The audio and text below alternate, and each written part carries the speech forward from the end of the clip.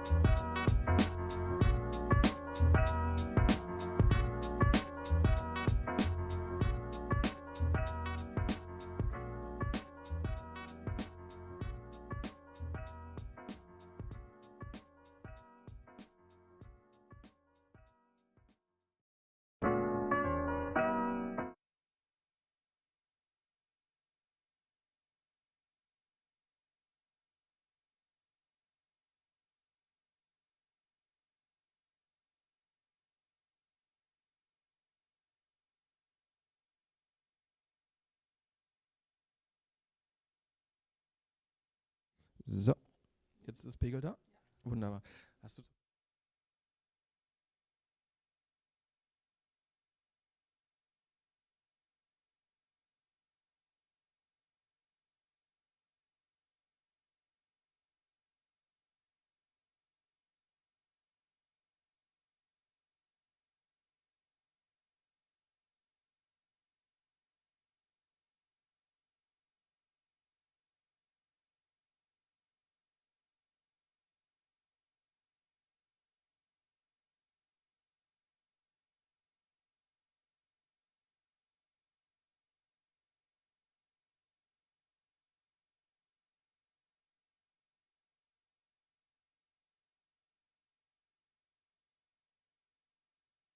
Monitor?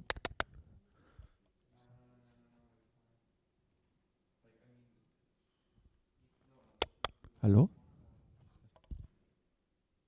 Check, check. Warum höre ich mich nicht? Ich sollte mich doch. Ah, witzig. Gut, hier habe ich mich jetzt im Delay gehört. Aber wieso höre ich mich nicht von OBS aus? Das war schon sehr leise. So, hallo? Hallo?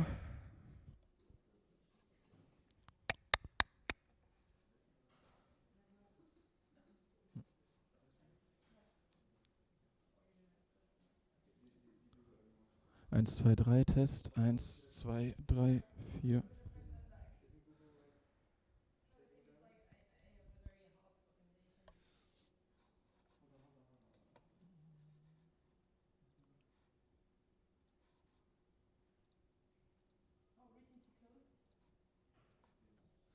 Check. Ah. Typisches Ding. Einmal ausmachen, einmal wieder anmachen, dann klappt es auf einmal. Aber dann lass uns ganz kurz noch einmal. Ich schalte mal auf die 1. Kannst du hier, also du wirst mich jetzt doppelt hören, aber einfach mal kurz gleich gucken hier, wenn das umschaltet auf die 1, sind so 20 Sekunden Delay beim Stream, dass das halt auch synchron da ankommt. Auch immer ein wichtiges Thema. So, ich hoffe, ich bin zu sehen. Du siehst mich da? Alles klar, gut. Ich rede jetzt einfach mal. Test 1, 2. Ich klatsche auch schon mal.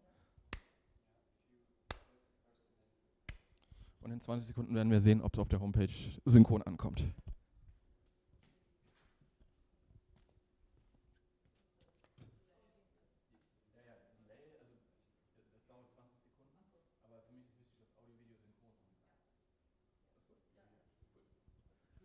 Dann kannst du, damit du das nicht doppelt hörst, dann kannst du hier auf jeden Fall immer mal wieder überprüfen, ob das alles sauber läuft.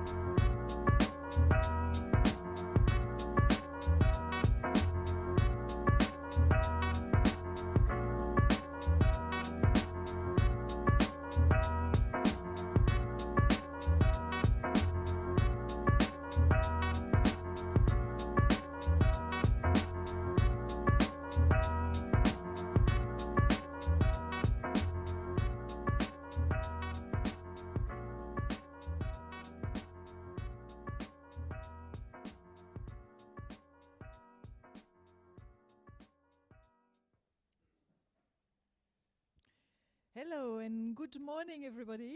I'm very happy to welcome you here.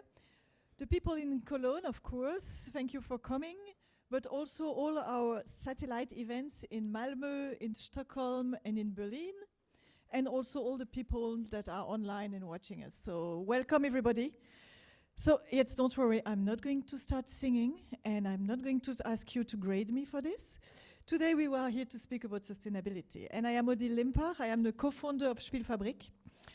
We call ourselves a catalyst of an ecosystem, and what makes a catalyst, actually it's about putting ingredients together and hoping there is a reaction. And when we started looking at sustainability and about what's happening, and we were thinking, like, what can we do? How can we contribute to making the world a little bit better and our future a little bit better, if you can say that. Then we realized there are a lot of activities going on around sustainability and gaming. There are a lot of research, of reports, a bit of guides, a lot of people wanted to do something, a lot of activities all around, but there were no really connection between all these activities, and it was very difficult for us to orientate ourselves. So this is where the Nexus was born. We said, okay, Nexus is to put connectivity, to join things together. So this is why we started this conference. And for the small story, I just told the team, you call a couple of speakers, you made an agenda, and it's all good. And then it became a big project with a hybrid event, a lot of satellite events, and trying to find, of course, the best speakers ever. So it was a bit of work, and we are very happy that we found partners also. We started alone, but we are not here alone today. And we found very nice partners that were ready to go the way with us. One of these partners is Köln Business, where we sit here today, the one that are in Cologne. And I'm happy to welcome on stage Christoph Köhlhaas to tell you a bit more about Köln Business.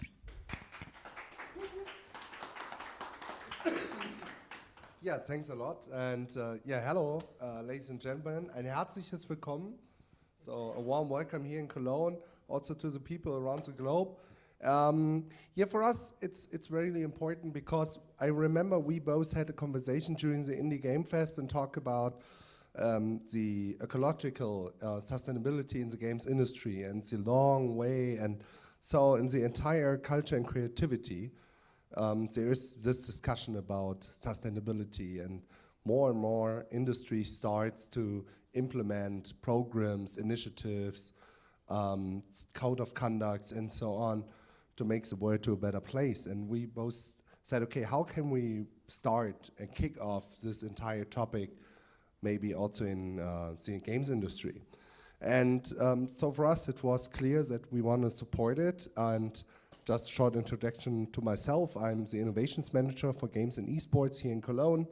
And Köln Business is the Cologne economic development agency from the city. So whenever you have a plan to come to Cologne with your business, then just reach out to me or my colleagues. And I'm more than welcome, I'm more than happy to welcome you here today. And I wish you a great day, a good kickoff. It's hopefully not the last time. It's a long, sustainable program and format, and thanks to you.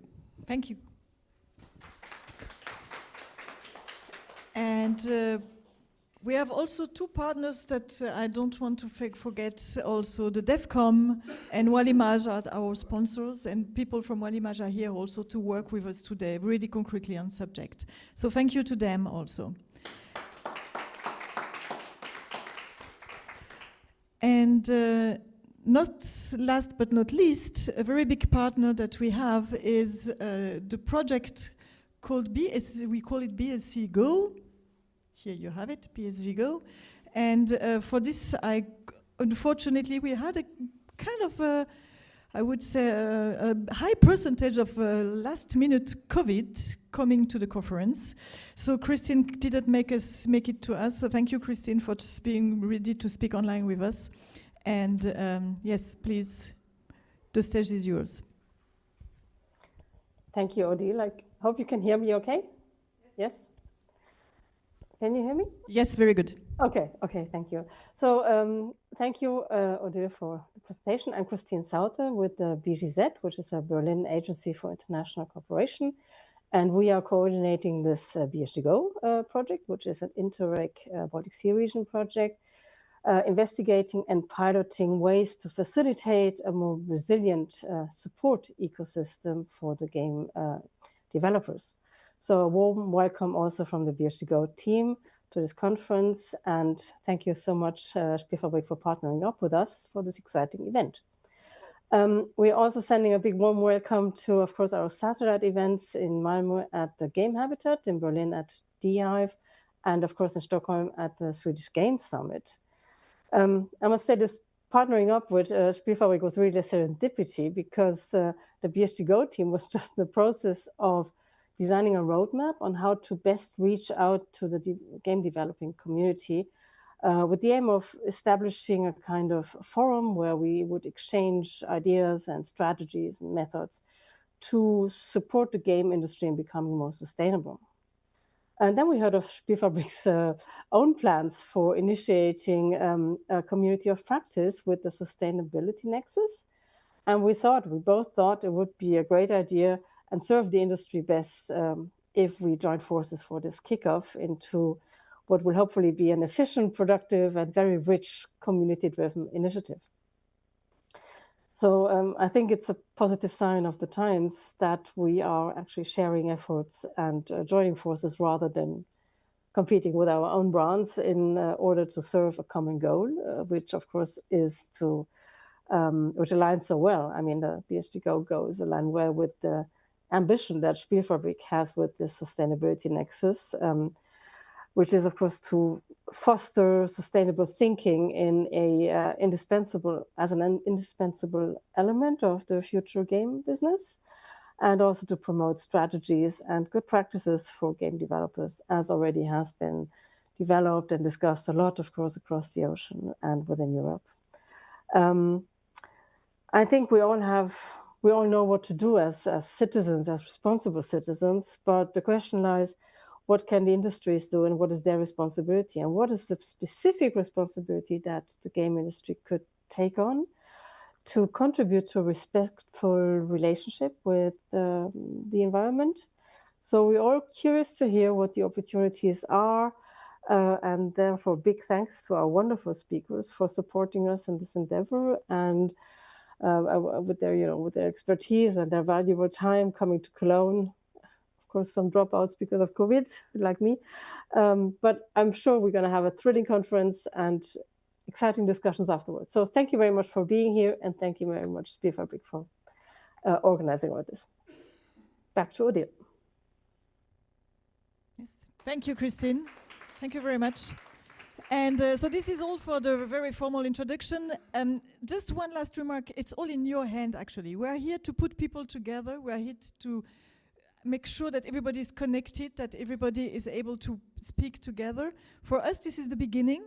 We hope that there will be a lot of other initiatives, and we want to develop some programs and some more thinking about how can we make things work together and how can we make really things happen together. But it's also a lot in your hands what you do out of the day, here as well as online and all the events.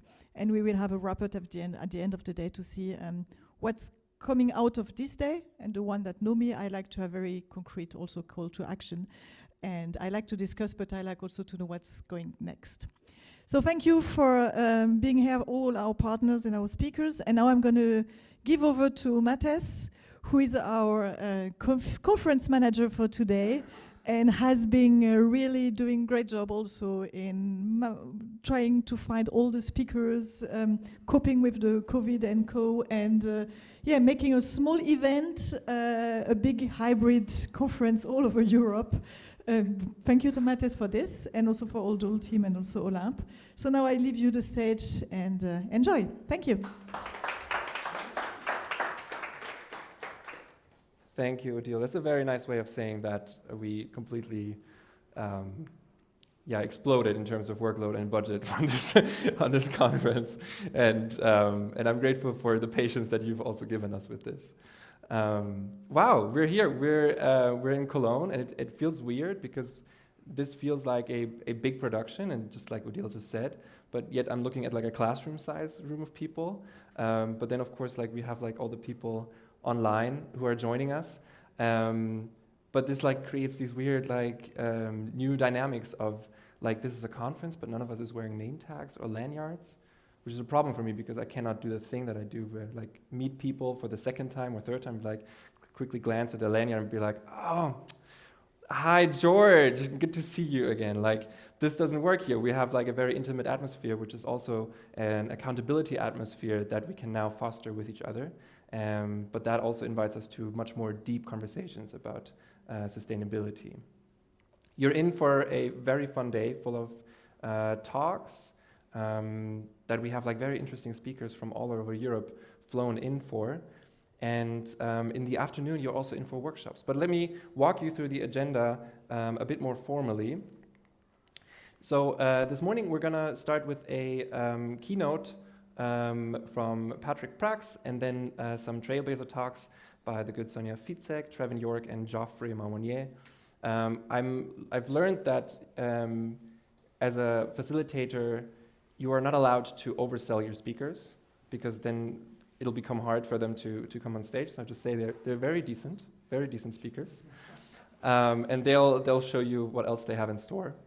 And then we'll end with an interactive panel where we get to ask the speakers a couple of questions. And for that, we'll actually put up a QR code. This will repeat throughout the entire morning, every now and then, where you can go on a Mentimeter that we've prepared, and you can send in your questions. So we collect them, and then in the interactive panel, we can ask them all together. In the afternoon, that's where the real juicy part happens. So after the interactive panel, we'll have a short lunch break. This will look differently depending on where you are tuning in from. So I'm not going to provide any timings list. I'll ruin the planning of other people. So in Stockholm, you do your lunch break. In Malmö and Berlin, you will do your lunch break. We will do a lunch break here. And online, please also take some time to get a rest. And then we'll have satellite workshops, not only in all of the satellite locations, in Malmö, Berlin, Stockholm, and here, but also another one online. So if you're joining in online, please stay in on the platform that you're in on, and you'll see an agenda for the afternoon as well that you can join in on. I'm not going to say too much about that because, again, like this is going to be specific to where you are, but like just like a bit of a teaser for those online. You'll have a great workshop with the IGDA Climate Zig, actually, hosted by Shane Hayes and friends. I say friends because there's going to be a lot of important people who all work in the climate zig, and this is a great place to start if you want to get into the space of sustainability. And then in Cologne, we'll do a workshop on navigating sustainability regulations in public funds and also probably a little bit beyond with Benjamin Van Hagendorn and Tim Wagendorp.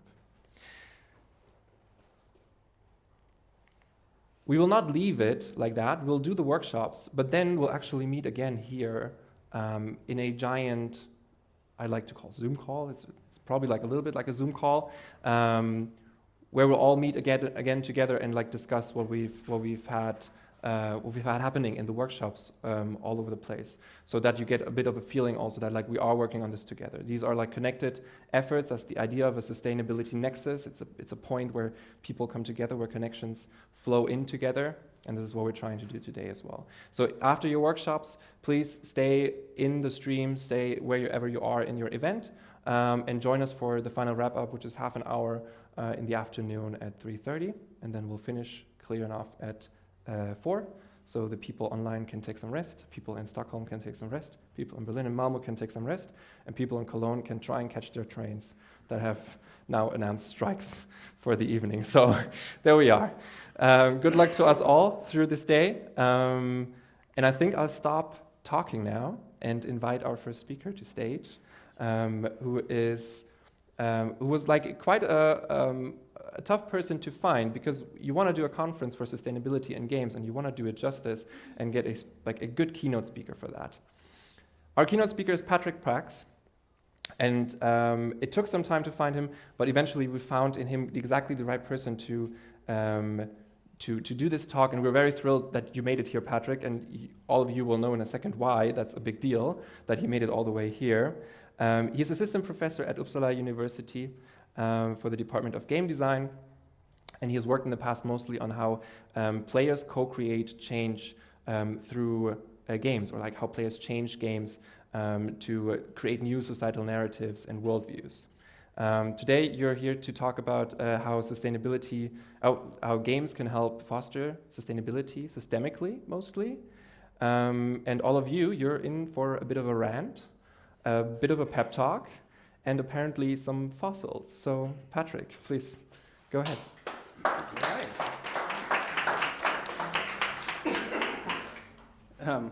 Thank you so much, Matthias. I'm not sure if you were overselling me, like a very fine speaker. I'll try to live up to that. Yes, so my name is Patrick. I am absolutely thrilled to be here, and I'm going to be talking about games for systemic sustainability, from dead ends to real possibilities. Yes, so I am living on Gotland in Sweden. So it's it's a small island in the Baltic Sea. It used to be a coral reef, and then the tectonic plates sort of moved it up to the north. The corals at that point died, but it's still a very, very interesting place. It's basically entirely made out of fossils, like these ones. These ones I literally just found on the weekend before coming here on the beach. They are really lying everywhere there. That's what we live on. It's also an interesting place because at some point when it was a Hansa city and was insanely rich, they built churches everywhere. And here you can see me and my family sitting in one of the church ruins that are sort of littered around. Many of the churches are also still intact on this little island. So this is me, my wife, and our 6 children on this cute little island in the Baltic Sea. Yes, as you already heard, I am originally from media studies. I have written a PhD about co-creative game design as participatory alternative media, doing a lot of my field work back then when everybody did that in World of Warcraft. If that interests you, there's a TED Talk about it that you can check out as well. And recently, I have been more and more interested in sustainability as a question, also because it is, if not the biggest and one of the biggest questions of our time. Here is a GDC talk that is mostly focused on how we can teach game design students about sustainability in game design educations. This has come out of my work as responsible for our master program in the game design department in Uppsala University on campus Scotland. So when I say sustainability and games, there's a lot of issues that immediately come to mind. One of the first ones may be conflict minerals or the need of mining minerals. And the intersections that causes not only with how do we get all these and where do we buy them, but colonialism, work environments in these areas, and international exploitation. Working conditions in building together the devices that we in the end use to play on or to build those things that we claim will try to make the world better. Working conditions in the games industry that's fostering burnout, that's fostering high rates of churn, exploitation of workers. E-waste, right? At the end of the lifetime of these devices, where do they end up? Connections to military entertainment complexes, maintaining a global permanent war economy, and in the end, buying these conflict minerals from places like Africa and the Congo by selling guns. Not least Sweden, which happens to be, besides this beautiful place in Scandinavia, also the biggest per capita exporter of military hardware. Most people don't actually know that. However, there's all these issues. Today we're going to be focusing on environmental sustainability. Environment and protecting the environment has been something that has been important to me already when I was a little kid. And I think like any other small child, I was super into animals and dinosaurs. And one of my favorite animals / dinosaurs, right there in the middle, was in Germany. In German, I'm originally German, is called a Quastenflosser. In English, it's called a Coelacanth. It is a really, really interesting deep-sea fish with 8 fins that has these sort of interesting patterns on its scales. And I think what really attracted me as a kid to it is that when somebody asked me this question as a child, like, what is your favorite animal? I had this sort of super nerdy answer that I could feel a little bit smart about, you know, like that. I was that kind of kid. You see, yet another interesting fossil here. When I thought about or learned about that we as people have an impact on the environment as a child, of course I wanted to do something about that. So what I learned from my parents is that yes, we as people have an impact on the environment, but if we do our little part, if we separate our waste, if we sort our trash apart, if you take a walk in the country, in the fields, somebody has thrown trash away, pick it up, bring it to a trash bin. If you do that, you're a good boy, you will save the environment, things will be fine. right? That was sort of the message that I got as a kid about protecting the environment. That's how that worked.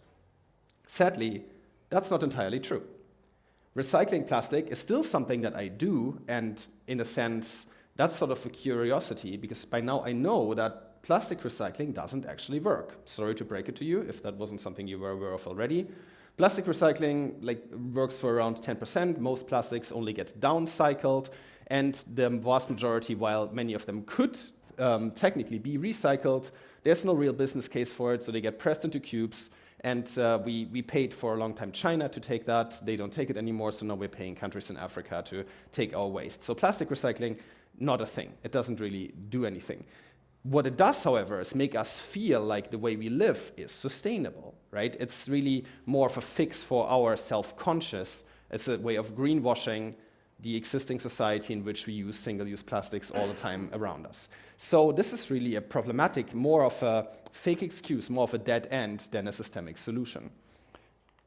How does that look if we look with a similar glasses and a similar lens on carbon and the existing climate crisis?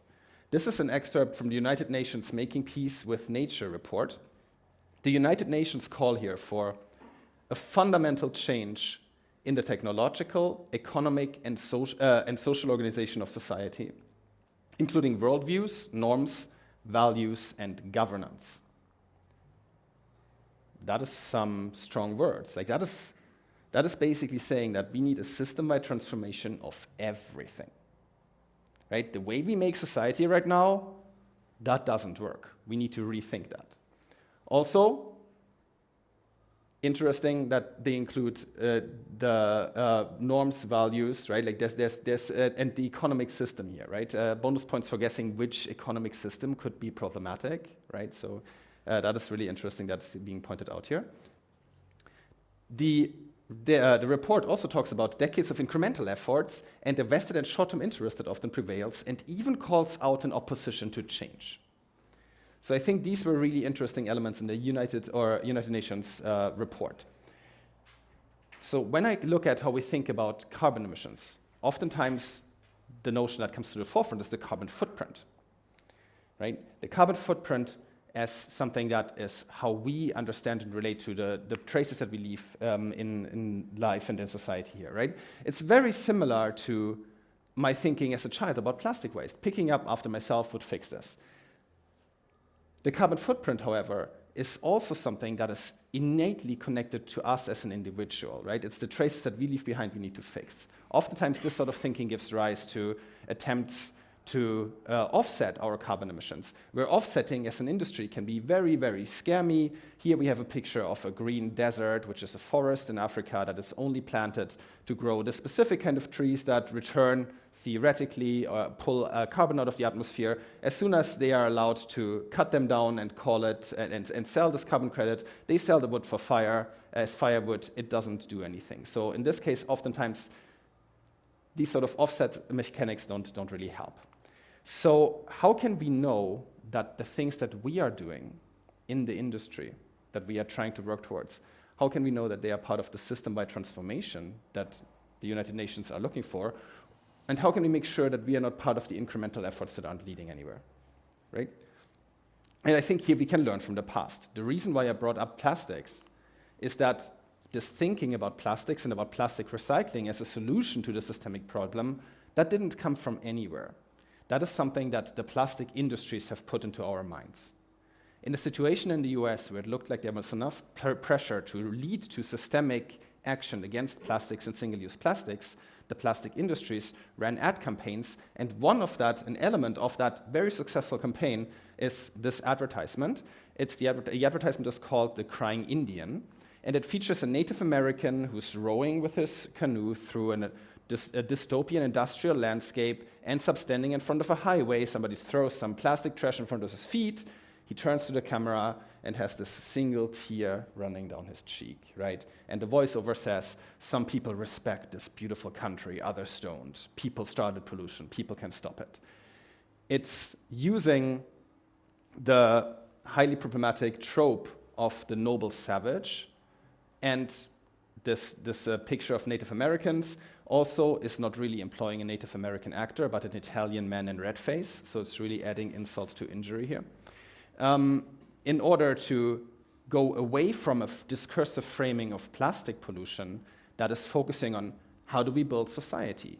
How can we look at what kind of things we package, how are our production circles, how supply chains working, and instead frames it as, hey, are you one of those people who respect the beauty of this country, right?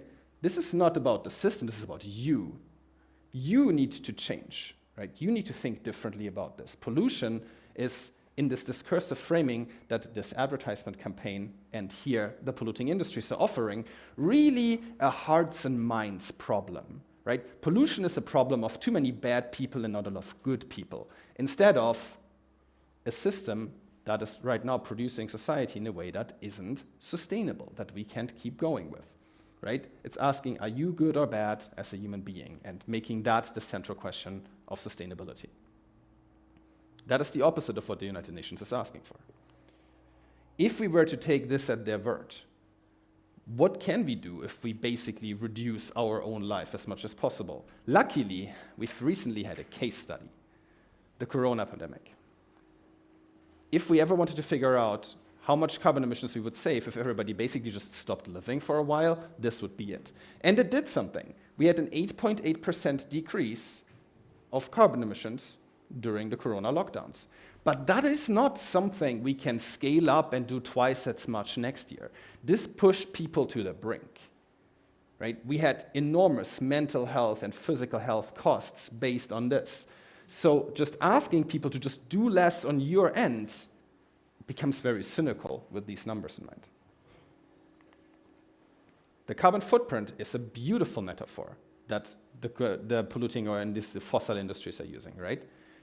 It connects carbon emissions and pollution in this case to the footsteps that your naked feet leave in the sand behind you, right? You take your first steps and there's a carbon footprint right behind you. That's how this works. You have the fact that you exist, that you breathe in this world, that is what's causing this pollution, not our oil rigs, us pumping oil out of the ground, us taking access to tar sands. That's all fine. It's really your existence that is the problem here, not the environment in which you exist. Don't think about changing that. Think about what you can do better. Right? That is the message here. And it's a very elegant and also very toxic message. In November 1982, Exxon learned in an internal report about fossil fuels leading to climate change. This is one of my favorite webcomics, XKCD. The author is, like me, born in 1984. That means that Exxon knew 2 years before my birth about the potential of climate change. And the report they got for this 1 degree increase in average temperatures was on point. That's where we go. So the 40 years since then, they have used not to change the system in which we produce society, which they could have, but instead to implement these sort of ideas about what the source for that pollution is into our heads. The carbon footprint is an invention of the fossil industry. If you go to bp.com, you'll find a beautiful carbon footprint calculator where you can figure out how exactly all of this is your fault. These are dead ends. These are fake excuses. This is the opposition for change that the United Nations are talking about. So how can we go away from that in a different direction? I propose here, as a way of thinking climate change and approaches to the climate crisis, to not exclusively focus on the discursive, not only on how we talk about it, but also to center on how can we create material change in the material world. To go away from the individual towards the collective, what can we do together, how can we organize, and to reject the notion that this is about your personal virtue, about whether or not you go through the pearly gates. That's not what this is about. This is about if we can change the system that produces the society.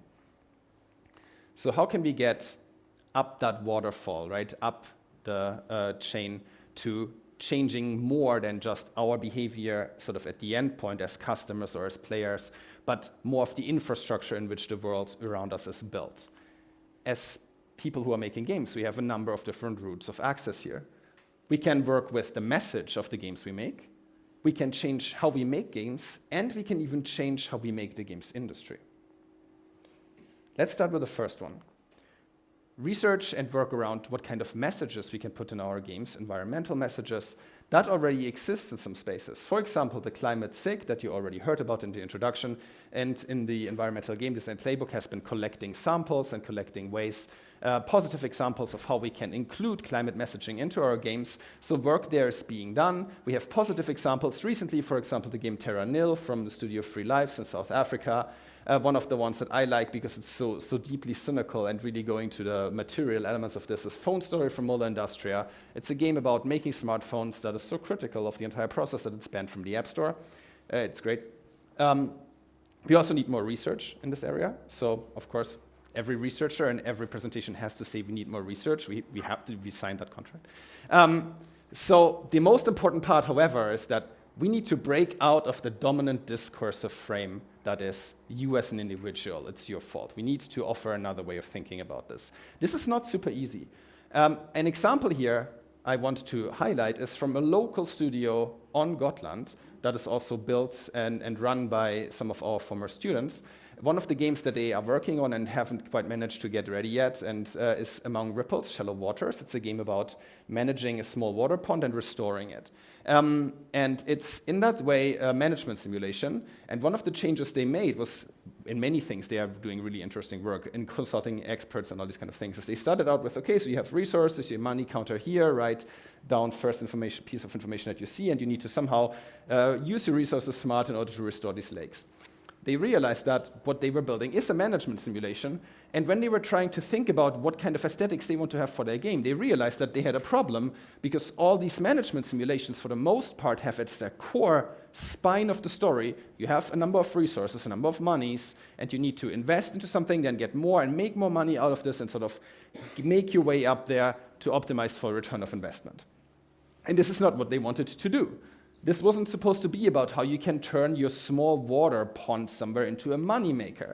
So they tried to experiment with changing the infrastructure and de-emphasizing resources, but it was difficult to get away from that because it's so much core to this genre. So in this sense, thinking about changing the conversation and changing the framing of this might really require a deep conversation with established game design norms on figuring out how this can be done or not. This work especially, and these sort of topics, is exactly what Trevin is also going to connect to and going to be talking about soon. So, of course, super interesting part for everybody making games. How does this relate to our craft? How does this relate to our designs? Sometimes it requires us asking ourselves hard questions and really bumping into established norms and trying to figure out how to tell that different story. Another way of using games to change the discourse around climate change is to expand the social imaginary. That means that we offer ways of thinking about society and about the future that currently maybe don't quite exist in the way we talk about the world. And right now, that means that we could use games as a medium to show that another world is possible. Very often, people in their thinking about the future are locked in what they already know as the present, and it's hard to go beyond that. What we have right now a lot of is dystopian, dark versions of the future. We have a lot of cyberpunks, we have a lot of hardcore survival games, like the society is falling apart, how do you cope? We could maybe do with some hope punk or some solar punk, right? Some versions of the future that show that this is something worth fighting for, not just some horrible specter to run away from or to try to avoid, right? Something that is a positive image of this. And so far, I've still been staying quite close to the discursive here. The material element with games would be to ask or to empower players to connect and to go directly towards real-world change. See how we can include into game design elements actual changes in habits, in players, in the real world. How can we help them and empower them create communities and collectives around causes that are meaningful and important to them in the spaces where they exist to make it possible for them to have an impact right there, not just as individuals, but as collectives. And then, and this is maybe the most important one for me, how can we give them and show them systemic goals and have them formulate systemic goals for their actions that they have as long-term horizons for where they want to go? Not just we're doing this here right now, but and in the end, this aims to connecting our groups together and changing how we make society. That is a necessary component in order to reach that. Then how do we, as an industry, get up that waterfall, right? And so that is also quite tricky. What does moving up the waterfall in this case even mean, right? We have, of course, we can share best practices and then ideally try to turn them into industry standards, figuring out where somebody has good ideas, is innovative, and then lift that up to make it into a standard that the industry shares more generally. And of course, you don't need to do this alone, right? Here we have a group of salmon that are gathering before attempting the hardest climb, right? So this is exactly what we're doing here, trying to find communities and build communities around setting this work up as something that we do together, right? Here, the Sustainability Nexus conference is exactly that sort of thing that we should be doing in order to collectively think about how we can impact the infrastructure for culture production, right? This is me yet again stressing that an event like the workshop in the afternoons, where we can talk about what the financial support system for making games should be looking like when we consider sustainability, right? That's one of those rare moments where we can actually talk about infrastructure for culture production. That is exactly that thing. And then taking that forward and saying, hey, we as a community of indie developers, we have these ideas and these perspectives, we want that to be represented, and using our strength here to change the infrastructure in which we build society and build, in this case, the games industry. You can also connect to existing groups. I have been working with the Nordic Alliance of Sustainability in Gaming, which is a group of researchers in the Nordic countries that, starting out with having the requirement and also our need to include sustainability in teaching, have been trying to think about that more. So we had a game jam, and we're including this in our teaching. So soon you will also have more and more students graduating from these areas that have already a established interest and perspective in sustainability, and who are right now oftentimes anxious about whether or not the industry is interested in that and wants them to be able to or to participate in these conversations. So signaling that, yes, we want students to do this kind of work, that would be really helpful and interesting for us. So I've been talking about expanding the imaginary, and that is, and said that that's not easy. And I've been trying to figure out a little bit how that would work for the industry. So bear with me, I gave it a shot. I wrote a little bit of a story that is trying to think a pathway or a version for how the games industry could have made its contribution to tackling the climate crisis. So the story of games and how they became sustainable and even helped kickstart the global change that tackled the climate crisis started with a few motivated people. It's hard to pinpoint exactly where that start happens. For me, that is somewhere in the formation of the climate SIG in the IGDA, but maybe as a material interesting starting point, at the GDC 2023, the team behind Xbox hacked together the possibility for the console to track for the first time how much energy it was using. That made it possible for developers to optimize knowing this sort of information, and together with rising energy prices for gamers, this gave rise to an interest also from the gamer side of, hey, maybe we would like to have games that are optimized and that are built for not burning through too much carbon and also protecting our wallets in the same point. Journalists got on board and started rating the frugality of the games that could be played based on these sort of perspectives. And then we slowly, people that already cared about this, like for example indie developers, got on board and pointed out that games that were built for frugality and games that were built for conserving resources made it easier to share their games with people in the broader market, that spread them with people who maybe aren't playing on the newest rig. Together, they formed a group that was strong enough to make it, to push the games industry and also motivate gamers to making an eco mode for games the default starting point. That when you started a game, it wouldn't start on highest resolution or max, but on eco resolution and the eco version as a default to develop towards.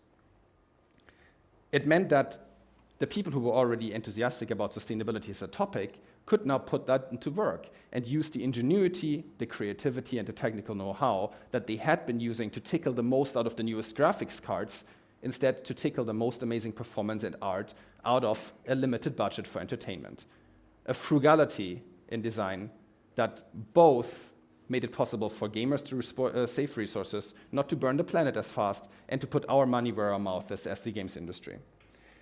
Together, that could be pushed up to become policy in the European Union, and at that point, tipping over big IT developers to build their gaming platforms to follow these sort of norms and requirements, which is the starting point for as dominoes toppling the entire tech industry, to go away from highest resolution, highest performance no matter the price, to frugality in design, looking out for what is sustainable and what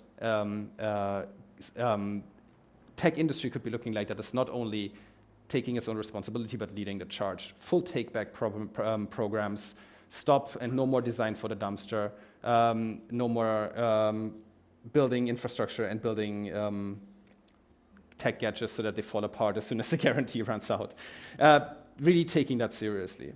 So in this case, the games industry could really live up to its expectations of using games as a medium to make the best and bring the best to human beings, both as experiences and as an industry and as an infrastructure for cultural production. Thank you very much.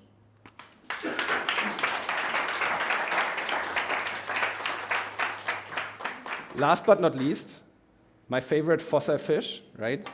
It's alive. They found living versions in South Africa, so it survived, and if this amazing creature can survive, then so can we. Thank you very much. Patrick Cracks, everybody. We'll have questions later, but Yes, we will have questions later on that. Again, for your information, the QR code, just scan it. You can send in questions. You might not be able to see it, but trust us, we have them. They're there. And we're going to pull them up later when we have our discussion. So yeah, through this talk and through the next one, please do use this QR code. All right. We're now entering trailblazer territory. And what that means is that we're inviting people on stage who are working actively on solutions. Patrick, of course, does that as well, but we need a bit of a pep talk to get us started. The next person we're inviting on stage is Sonja Fitzek, who's a professor at TH Cologne at the Cologne Game Lab, so quite close by, although you did travel here by a little bit. You describe yourself as a digital wanderer and a ludic thinker, pretty much everywhere, which I love because I also have my own taglines and I love other people doing that as well. You have authored the 2022 book, Playing at a Distance, and you connect very well to Patrick, not only because you guys know each other actually, but also because completely independently of Patrick, you have brought in another rock for us to look at, albeit a bit of a different one. So Sonja, please, the stage is yours. Test.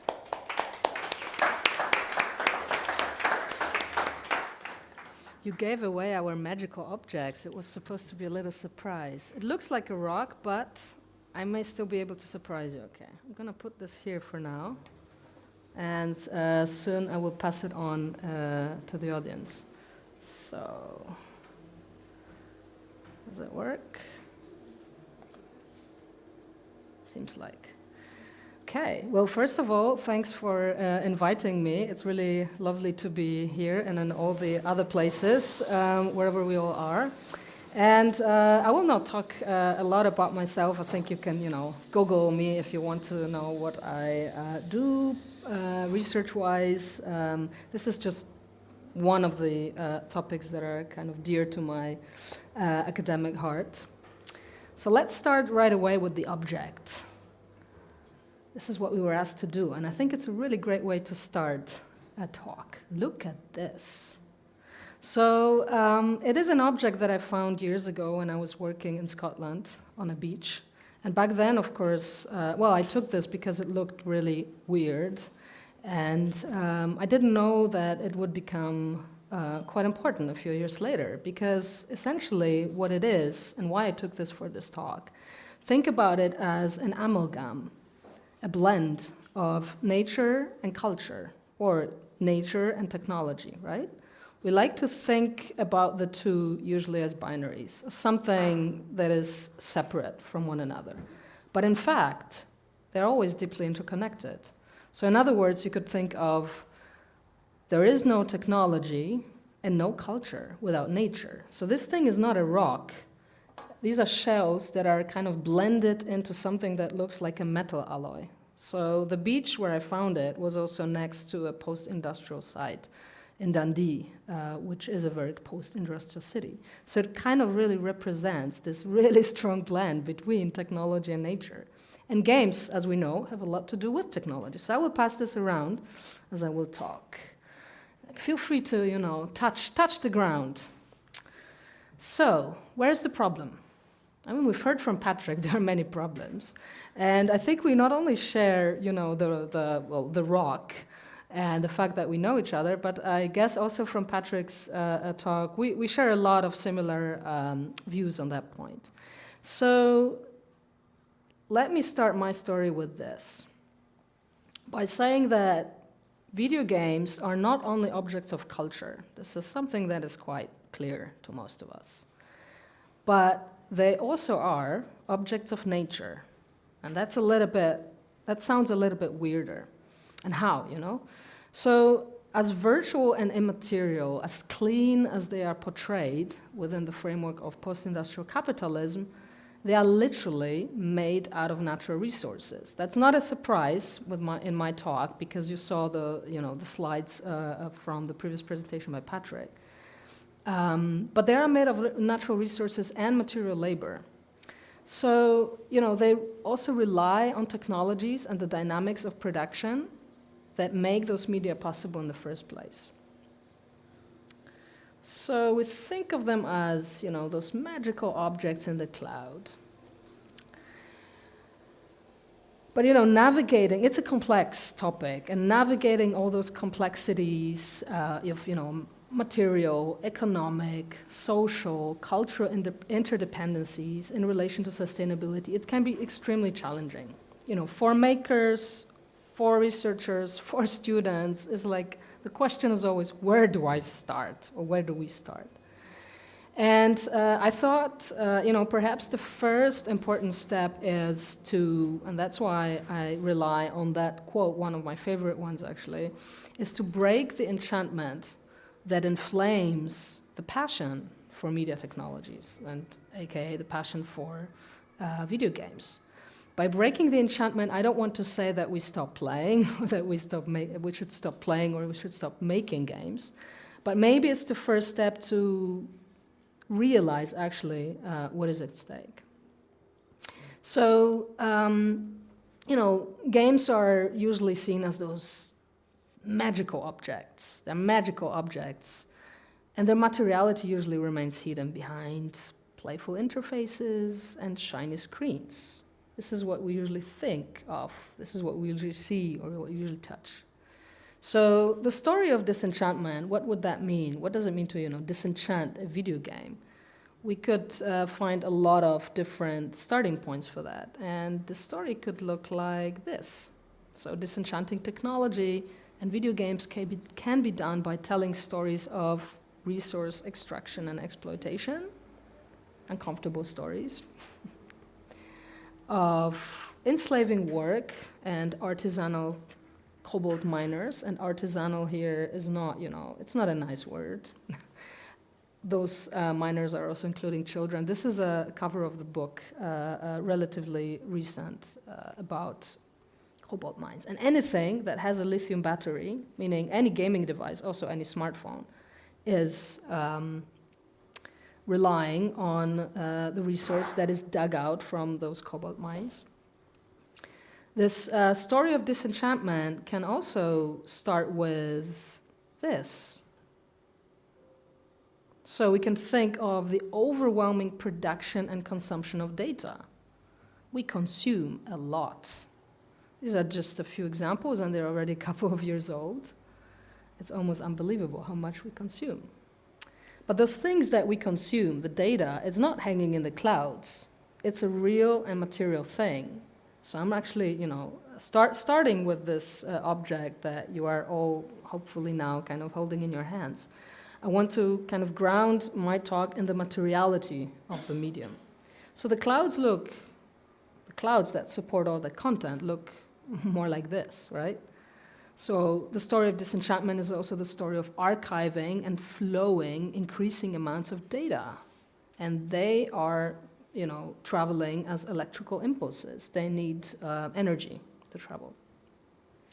And data centers have been described by Greenpeace as the factories of the digital age. And here are, I'm not going to read it out, and this is also almost unbelievable to actually realize, but that's another take on how much data we consume and we produce. It's going in exabytes by now, and this is also a figure from 2019. Okay. So the question is, why is it important? Why is it important to think about this, material dimension, or to disenchant the medium a little bit? Well, I would like to think that thinking about the material dimension of the medium is actually shifting our attention to the planet Earth, and it actually shows how direct that connection is. It's not that far away as we may think.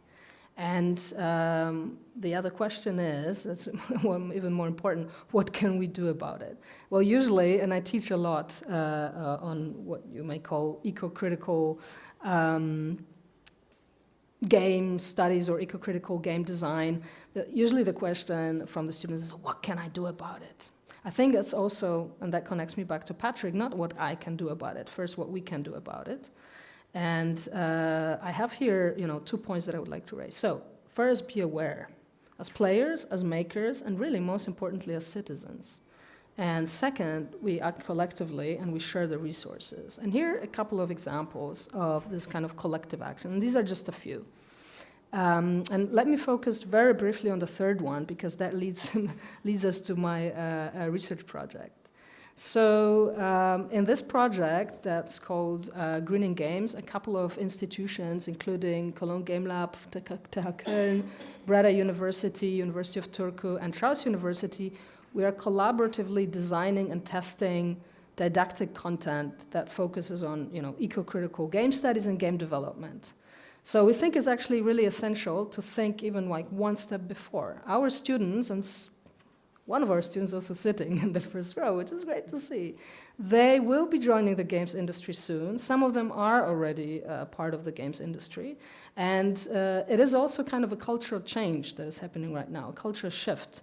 So new generations are coming, and they're much more aware of the fact that we need to do something about it, and that the industry is also has to take kind of different cultural values. If you don't know yet much about all those different ways in which games are connected to sustainability, I can send you with this QR code to a report that we have written. It's about 80 pages, and half of it is devoted to the industry, so I guess that will be a little bit more, thank you. That will be a little bit more relevant to game makers. Half of it is related to the education. So the question, well, not only how do we teach, but it's like what do we teach when we talk about games and sustainability? And here, a couple of, let's say, 4 perspectives.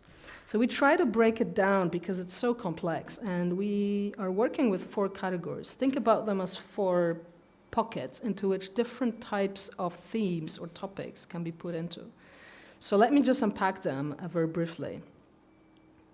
Games infrastructures. That's essentially a lot of the topics that have to do with what I have shown you at the beginning. So looking at games as objects of nature, looking at material resource extraction, reading maybe on the fact that media, digital media and technology those media are finite. They're not infinite because the resources are not infinite.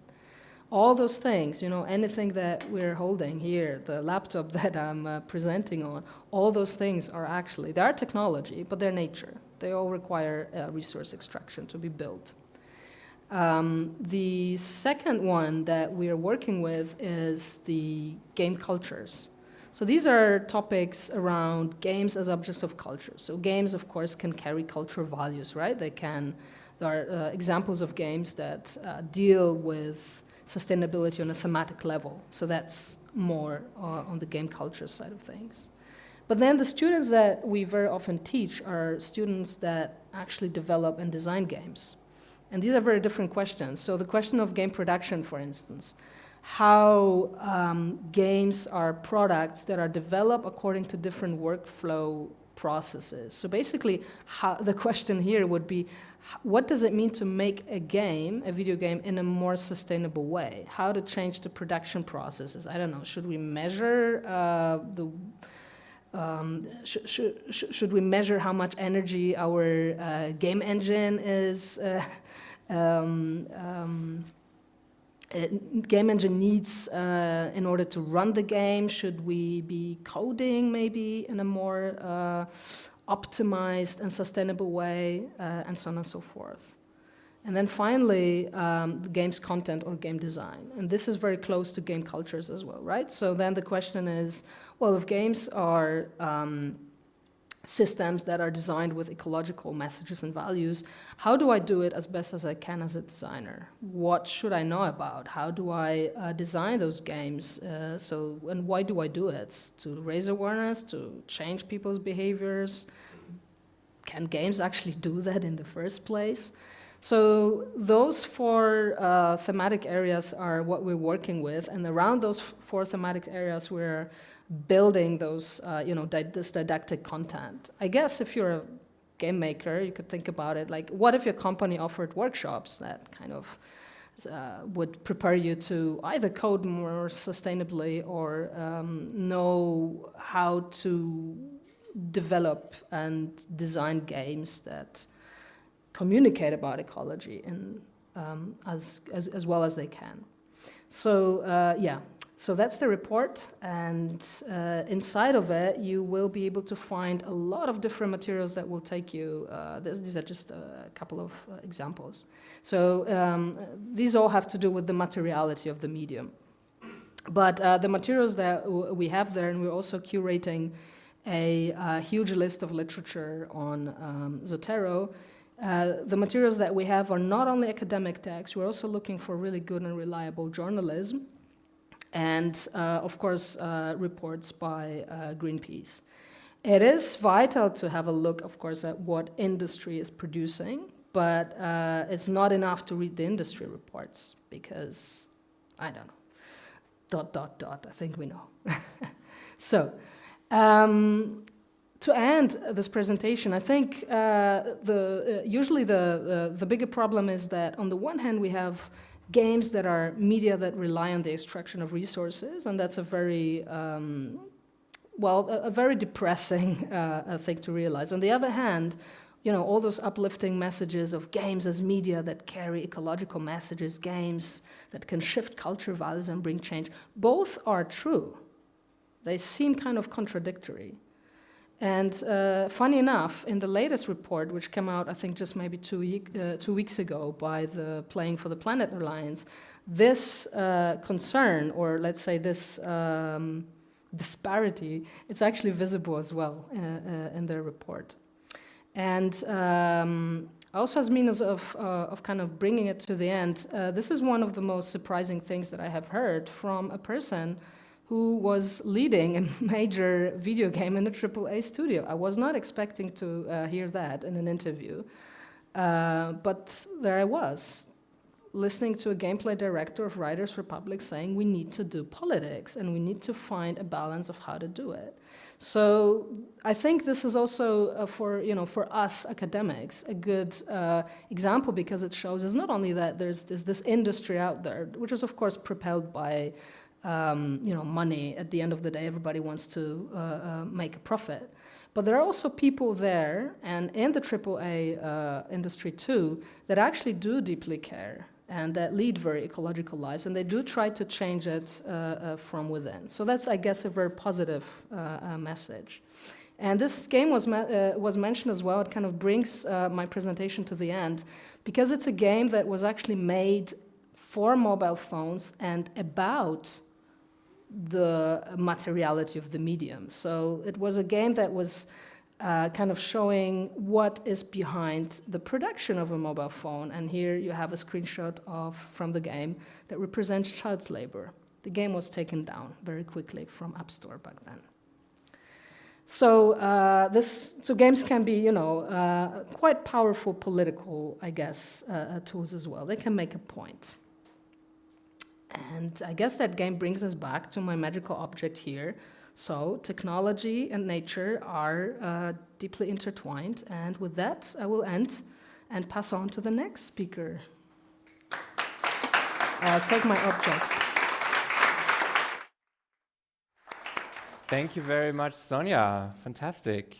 Not to give you not enough time for that QR code, but there's like that QR code again. Like send in your questions for Sonia as well if you have them. While I introduce us to the next speaker. This next one is a special one on many levels. First, it's one that we got very early and we kept, which is was a bit of a surprise, and like uncommon thing in the planning of this conference. But we got to know him fairly quickly when we started looking for speakers and talking to people who are in the space. They were recommending him quite quickly, but then what happened was really weird because he popped up in other conversations all the time, completely regardless of that. So for instance, I remember a speaker briefing that I had with you, Patrick, and like suddenly you were talking about how you worked with Trevin recently. And that's him, that's Trevin. Trevin York is our next speaker. He's the director of Dialarc. He's, among other things, a researcher. He's also working very closely with the IGDA Climate SIG. But like the thing that kept me like coming back to him was really that he was like popping up all the time. He was like always somewhere in a conversation. Somebody had a connection to him. So he seems to be somewhat also like at a certain nexus. I would say like he's the shadow that lurks in the dark. He's like the hidden gestalt underneath your bed. He is, let's see if that works, Trevin York. Hello. You can hear me all right? Yes, we can hear you. Great. So I'm just going to get started. Before I get started, for real, I want to quickly say that, of course, I have been really excited to be there in person today, and I'm really bummed that I can't be. Unfortunately, with the worst timing, I've fallen rather ill. And I know what you're thinking. And you're right, it's true. I'm hiding the illness very well.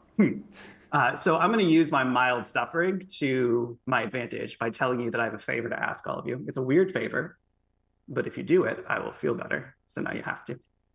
So without moving them, without doing anything weird, just seated as you are, can you raise your hand if you have uncomfortable toes?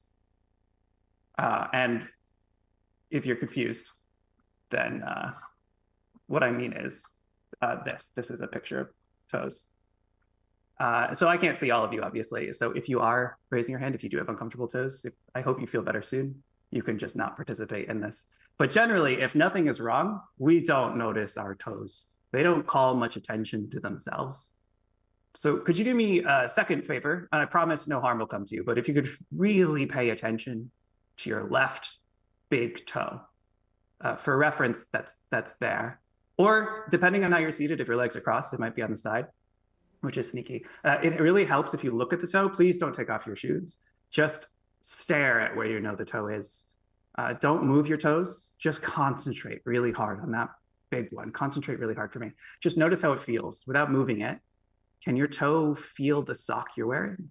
How's your toe joint doing? Are there any aches in that big toe? How heavy does the toe feel? Can you feel the toenail?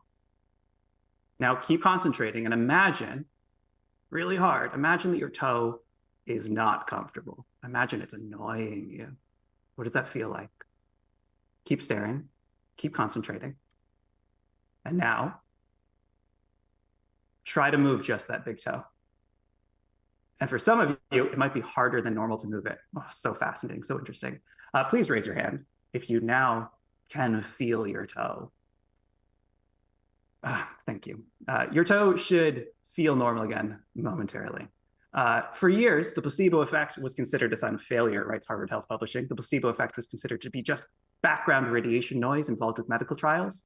A drug trial had to show efficacy beyond this meaningless noise to be deemed effective. And the nocebo effect is, of course, the opposite, a negative background effect. But more recently, experts have concluded that reacting to a placebo is not proof that a certain treatment doesn't work, but rather that another additional non-pharmacological mechanism may be present. In other words, there's something going on here that's real enough to pay attention to on its own. A few years ago, researchers dug into how the placebo effect affects even successful drug outcomes. So they studied about 450 migraine attacks. In response to a migraine, some study participants got an envelope labeled Maxalt, which is a painkiller used to treat migraines. And inside that envelope was a dose of Maxalt. And the patient took the dose of Maxalt and had a 62% reduction in pain. Great. But sometimes participants were given Maxalt, but it came out of an envelope labeled placebo. And patients experienced 30% of pain relief. Half of the pain relief comes from the imagination that the drug will provide pain relief. What? Can that be right? So to double check, researchers also gave some migraine havers an envelope labeled Maxalt, but inside, of course, was a placebo. And the pain relief? 38%. One of the researchers' conclusions is a call to investigate the so-called honest placebo across a range of treatments. If a person's imagination of what an outcome could be has such a large impact on the human experience, then willfully, deliberately harnessing this imagination is a path worth investigating to them. Not instead of other medical treatment, but alongside. When I told you your toe was uncomfortable, and if you were actively participating, it probably became slightly uncomfortable. Did you imagine your toe was uncomfortable, or was it actually uncomfortable? Or is there not a difference? We have to contend with the uncomfortable reality that imagination has more power than we think. We need to think of imagination not as something to dismiss, nor as a replacement for other action, but a respected consideration in its own right. Okay, so I'll start my talk now. Again, hi, I'm Trevin. I'm here to talk about how great climate games are made. And hopefully this talk is already not what you imagined it would be. I am the director at Direlark, a game design for Change Studio in Edinburgh in Scotland. I'm also a senior fellow at the Adrian Arch Rockefeller Foundation Resilience Center. And with Archrock's help, we've pooled our efforts to do a bit of research into how games about the climate and sustainability are made. So my team and I interviewed the leaders of 15 climate game projects who are located across 9 countries and 5 continents, working on projects across 12 different topics and targeting a wide variety of release platforms. We really wanted to learn, what do these teams intend to do? How are they reaching their intent? What's working well for them? What are they struggling with? What support do they need? What lessons might they have for other projects that might want to find both an audience and market success, while also grappling with real pressing environmental contexts? We found a lot of things, and the full findings will be published early next year. I promise I'm writing as fast as I can. But for today, here's one big thing we found. Great climate games rise to the challenge of effectively navigating between what's real and what's imagined. They have to deal head on with the notion that the line between what's real and what's fantasy is not a clear boundary, but rather a tangled mess, as you already know. As game developers, we often think about the player fantasy. For example, does this game let me experience what I imagine being Spider-Man would feel like? We make decisions made through that lens. What helps reinforce this fantasy? But the story doesn't help here because the story doesn't stop here, because as great games draw us in, they help us reimagine what this fantasy is like. And these great games help this fantasy feel real, and they leave lasting impressions on us because these experiences are more specifically real than we had imagined, or maybe even different than we had imagined. Players come for the fantasy they imagine they want, but often stay for the specificity of the reality of their experience, which in turn transforms their imagination again. So now we have this loop drawn around this messy dividing line. What feels imagined and what feels real are influencing each other in the minds of the developers and the audiences. And to be really clear, projects cannot escape this. Nearly every single development decision in game development impacts how a project intersects with this mess. What decisions can players make? What systems do you ask them to think about? What environments do you ask them to navigate? How are you presenting these environments? There isn't a clean right or wrong choice to any of these questions. Whether you're making a game to help players laugh with delight, or connect with you emotionally, or think critically, or build community, or whatever, decisions have to be made. Games are always abstractions of the rest of the world, filtered through the developers and the players. In games that are about real contexts, this work collides with all of the players' imagination of what the real context is like. And I want to stress what I just said. Games about real context do not only have to deal with what the real context is, they have to deal with what the players imagine the real context to be. The intent behind 2013's SimCity was certainly not to be a game about climate or environmental sustainability, so I'm not bringing it up today to critique it, but it illustrates something really well, because this city builder was publicly described as a game that lets you really recreate American urban centers. And famously, this game about cities has no parking lots. In an interview about the design philosophy of the project, the design lead said, "We were originally going to model real cities, but we quickly realized there were way too many parking lots in the real world, and that our game was going to be really boring if it was proportional in terms of parking lots. We had to do the best we could do and still make the game look attractive." This is a choice. Again, I'm not critiquing the fact that a choice was made. I just want to highlight that this was not just a choice, that this bit of reality could be abstracted out of existence, but also a choice about what an attractive city looks like in response to reality being different than what the developers had imagined it to be. And I'd be willing to bet that with today's audience, many of you imagine attractive urban areas differently than these developers might have. It is very American to imagine urban life as the individual ability to drive our cars to the doorsteps of any building we want to enter. And it is very American to forget that this does not work at scale. And this game wasn't interested in disrupting this fantasy, which is fine. But what if it had been? What if parking lots had been presented as they really do in Arlington, Texas? And so parking lots in the game would have to cover 42% of the playable area if you decide to build a city where cars are the only way to get around. What if you presented pedestrian-friendly planning as more aesthetically desirable? Well, then perhaps what players imagine feels different than what they expected. And this difference is surprising. And as they keep playing with the game systems, they develop a new imagination for how things work. Here's how one of the climate game leads we interviewed expressed this to us. They said games have the unique ability to get people thinking about interesting issues. I think with even party games, even if you're able to do it well. It was a big goal for us with our game to do exactly that. Create an environment where people are exploring interesting topics and sort of pushing themselves a little bit intellectually without knowing they are. And so that's always a big goal of the games we make. It's just sort of sneaking in that level of thoughtfulness. This brings me to the second part of my talk, which is titled, Why Does This Matter? I will tell you why. It has to do with socio-technical imaginaries, which is to say how we collectively imagine our relationship to a technology and how we collectively imagine the future of that relationship directly impacts how we collectively behave. Let me give you examples. So sometimes I will ask people the following questions. Where does energy come from? And what does the ideal future of energy offer? Now you, in this audience, you're very good. You might be thinking about actual power plants and methods of energy generation which connect to you. That's very good of you. But most people don't have that answer ready. The gut reaction answer often is that where does energy come from? It comes from the power outlet, obviously. And that's a fair response. A lot of technological progress and logistical work has been involved in getting Western urban areas to the point where we don't think about this almost ever. If I need electricity, I find an outlet and I'm done. And that shapes my answer to the second question. Very often, again, when you ask Western urban citizens, they'll say something like, well, the ideal future is limitless access to truly sustainable energy. The easier, the better. Think about how much better life would be with sustainable, reliable energy. And when I'm feeling uncritical, this is my honest imagined ideal future too. And if you feel similarly, that's okay. This is our socio-technical imaginary. And it's an old imaginary, and it's not an accident we share it. This is exactly how dominant renewable energy story has been told for almost a century, with post-war American nuclear energy sold specifically as a solution to end all labor. That was the dominant imaginary and the fantasy desired by population centers. But this has never been the imaginary of communities who actually produce the electricity we're taking for granted.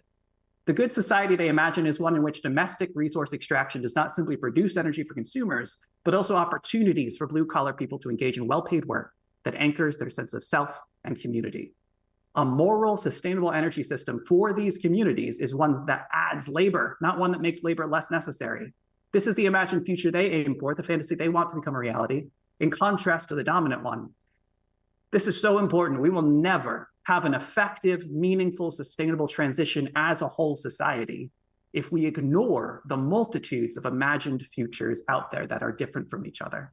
We are all going to have to figure out how to reimagine a more complicated, inclusive future, or change will just hit a brick wall when it reaches communities that didn't get to participate in deciding what the best change would be.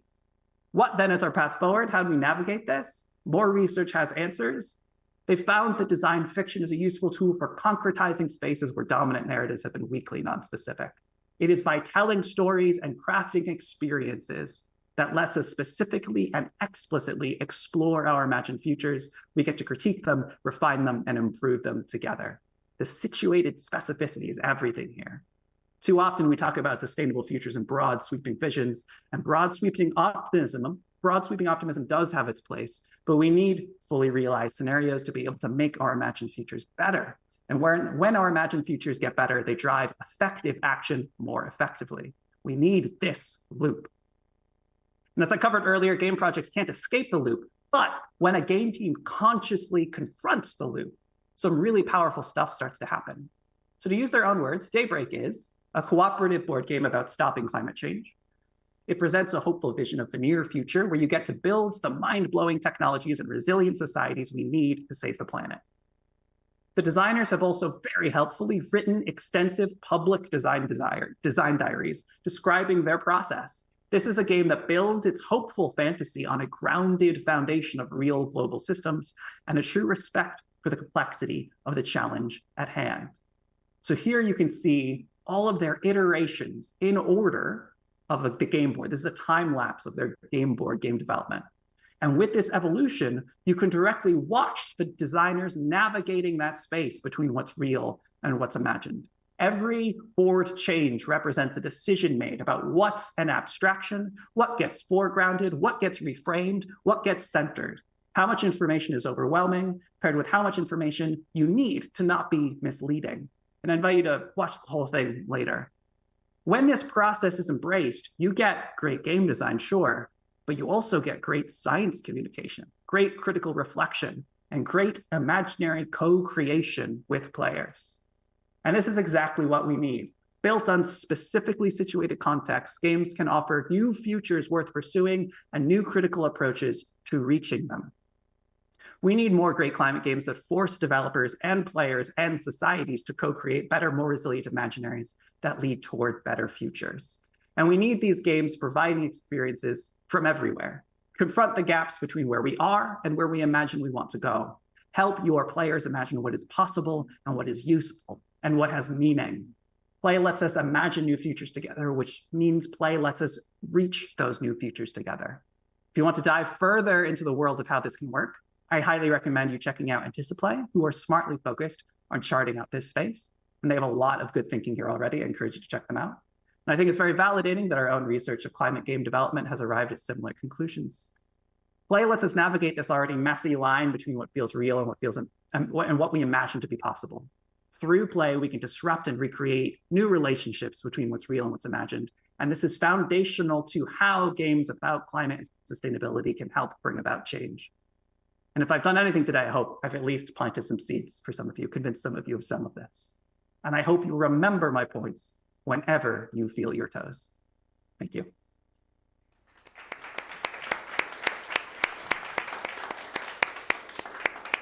Trevin, I'm not sure you can hear it, but like we're applauding. Thank you. Because we got you on just on my mic. Trevin, you're gonna stay with us for a bit. Yeah. We're gonna have you also in for the discussion, so the same rule applies for Trevin as for everybody. Please send in your questions so we can talk to Trevin a bit more after this. Thank you so much. I'll switch back to my presentation. I'll see you in a second. See ya. Okay, where are we? Oh, we're not here. Let's see.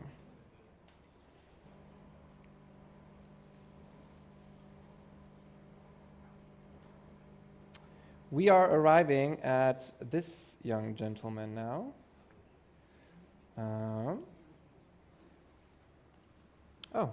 Or this one. There we are.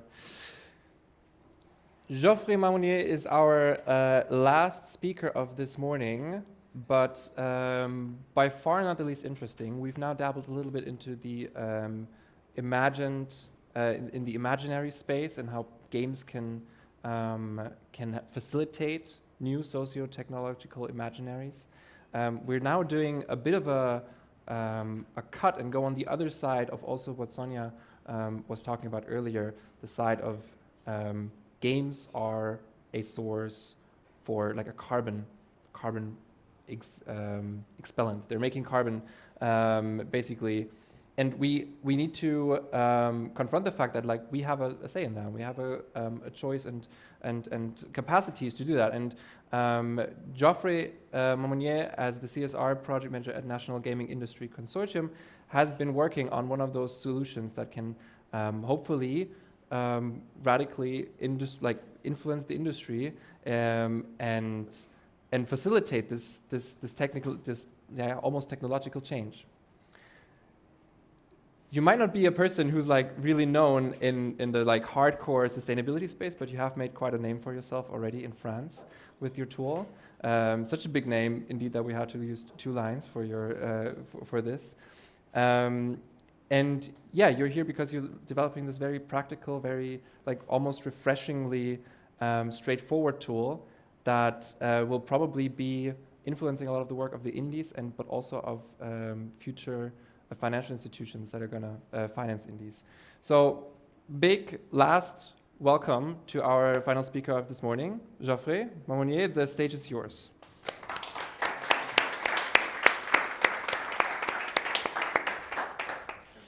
That was weird. I feel like a rock star now, but I don't know if I have such a big name, but I'll try to be interesting and entertain you, at least a little bit, and give you some interesting facts. Well, I'm gonna go back to something that we kind of talked about already with Sonia and Patrick, which is what we call ecological rucksack. So that's a laptop, as you can see, and well.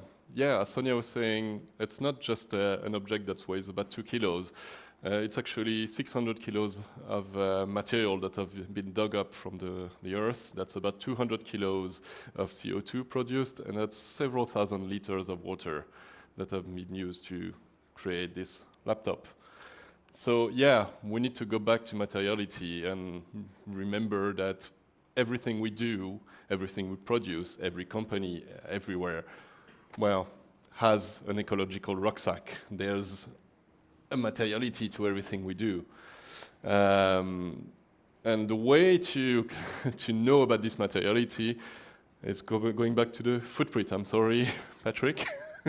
But yeah, okay, maybe the carbon footprint has been created by oil and gas industry, but nonetheless, it's still a tool that can be used wisely by companies. It's not it's not an end to a means, it's just a means. But how do you calculate video games footprint? Because that's the problem. We all think about video games as Sonia was saying, something in the cloud. It's difficult to go back to materiality, even for companies. When we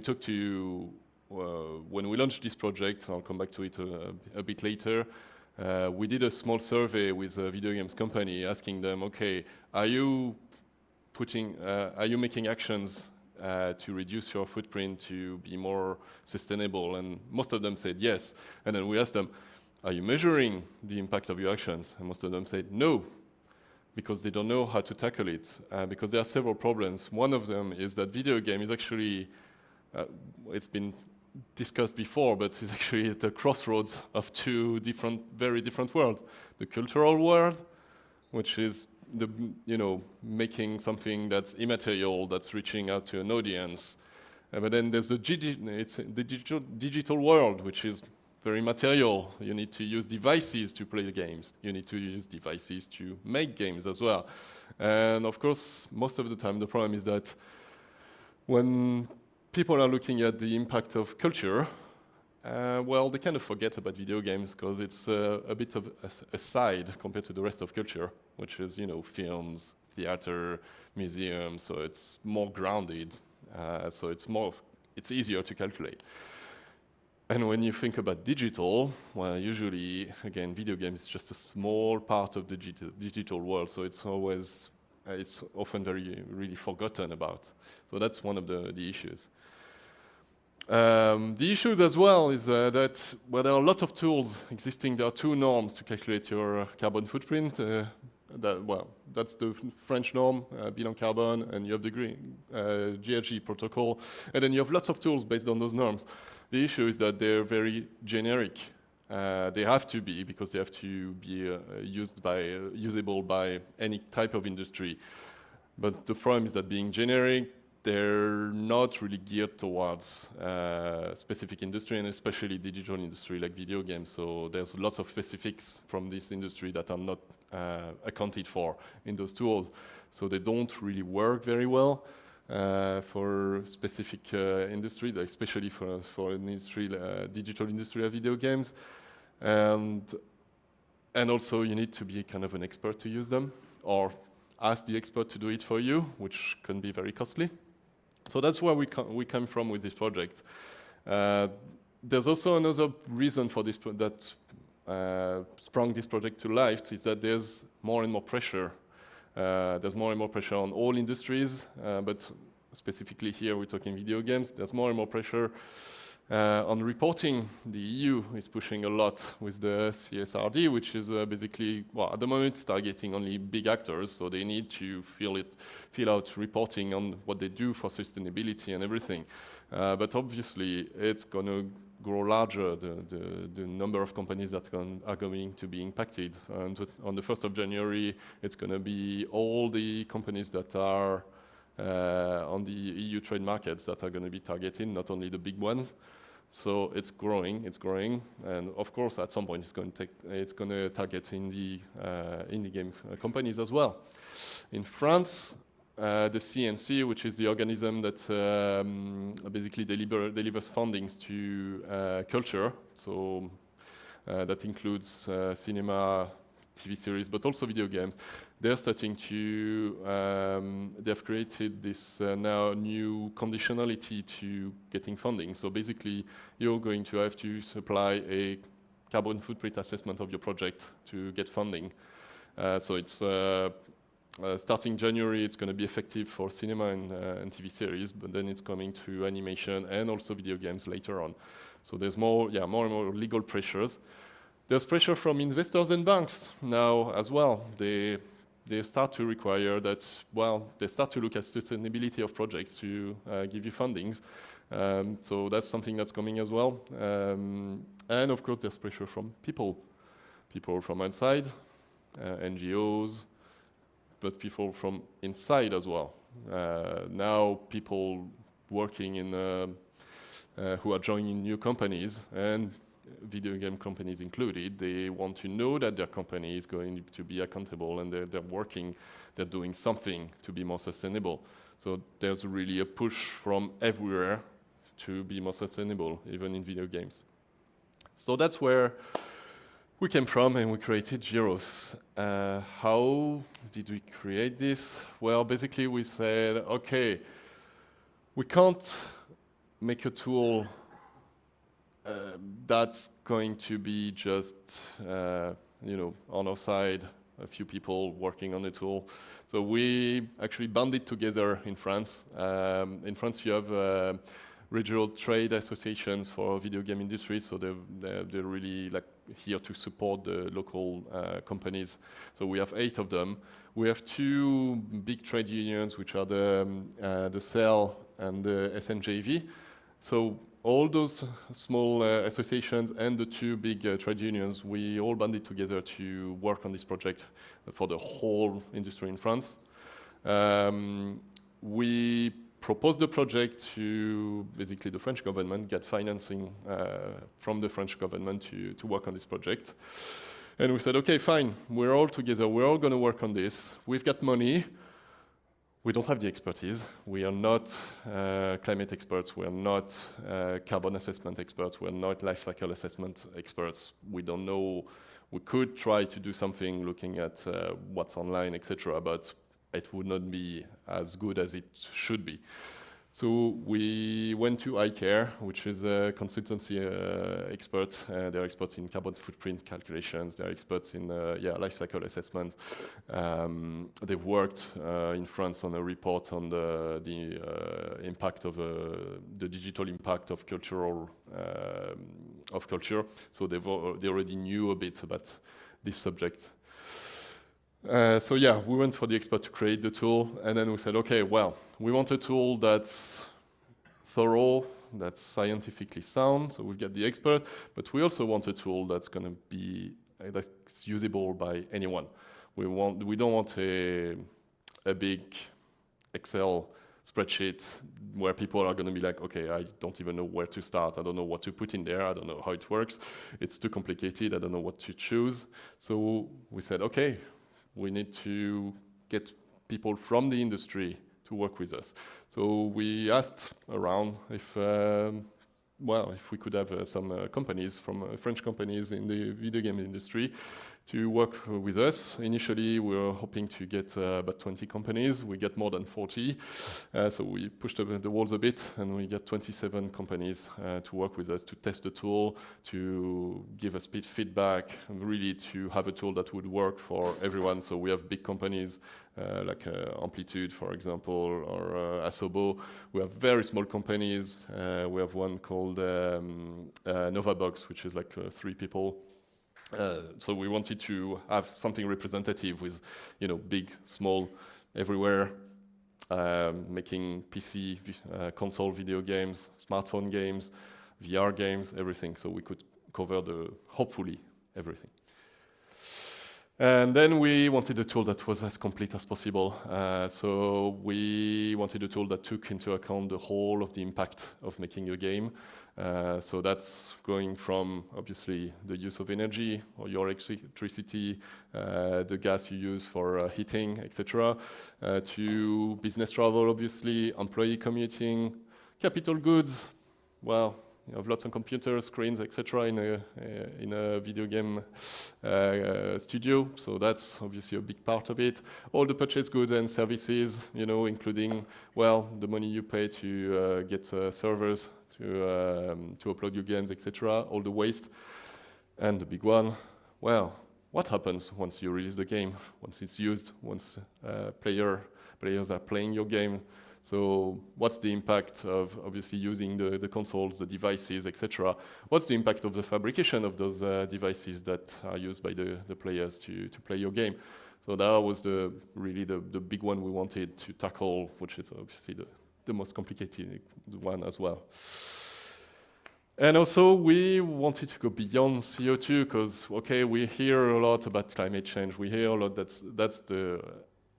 that's massive, we need to do something about that, but as Patrick and Sonia were saying earlier, it's not the only problem we have. So we wanted to make sure that video games company also saw the impact they had on other fields. So that's where we come back to our ecological rucksack. We wanted them to really see the ecological rucksack of what they're doing and think about it. So we have 4 indicators in Geros. We obviously have CO2 for climate change. We have mineral resources, as we spoke about earlier. We have the use of water as well. As I was saying, to create a laptop, you use a lot of water. And also the use of primary energy. So going back to, the electricity doesn't come from your socket, it comes from somewhere else. It's created by primary energy. So go back to thinking about that. So here I've just got a short video showing you what it looks like. So that's basically our landing page. Then you access Geros. I'm afraid it's only in French so far, but there's good news coming at the end of this presentation. And basically you can create sites, which is your company, and you can create games. So you fill in a form, you create your site. It's hopefully fairly easy. Takes a little bit of time to generate the site. And then it's just a big form that you need to fill. You have all your categories here. We've put lots of explanations, details, question marks, so that people can be, it can be as easy as possible for them to understand what they need to put in there. But it's still a big form where you need to fill data, obviously, that you'll need to collect. So once it's filled, what you have here is your footprint. So you have your 4 indicators, CO2, extraction of resources, primary energy, and water. And then as you fill it, it updates your total footprint. So you can see live what happens. That can be used as well as a tool to say, if I make this choice, what impact does it have if I make another choice? It's better. And then you have your full results at the bottom, because that's just obviously the total. And then you have all your results, so with all your the different fields of the company, you can see which is the biggest, and then you can go see the details to really try to tackle, if I want to put actions, what do I need to tackle first? Where do I put my effort? And then at the end, well, you have all the like official tables with the results if you need to do something more official in terms of declaration. But what we want it to be is really a tool for people to use to reduce their to be aware of their footprint and reduce it. In the games, it's the same, so you can put all your platforms, and then you enter all your details, and then you have your results again. So the results are spread between the equipment, so the console, the laptop, etc., the network, and the data centers. And then you can create reports where you combine everything, so you pick up all the sites you want to combine, all the games, and then you have you combine everything, and you have the spread, so you can see as well, okay, where the biggest impact is. And then you can go back to the results by site or games. So we really want this to be a tool for companies to use as they want it, so that they can start thinking about, okay, what impact do they have? What can they do to reduce their impact? So why would you want to use Gyros? Well, there's several reasons. First, it's free. So far. It's free at least until 2026 because we're funded by the government. At some point, we'll have to think about how to maintain it, obviously. So I don't know. We're thinking about business model, but that's another discussion.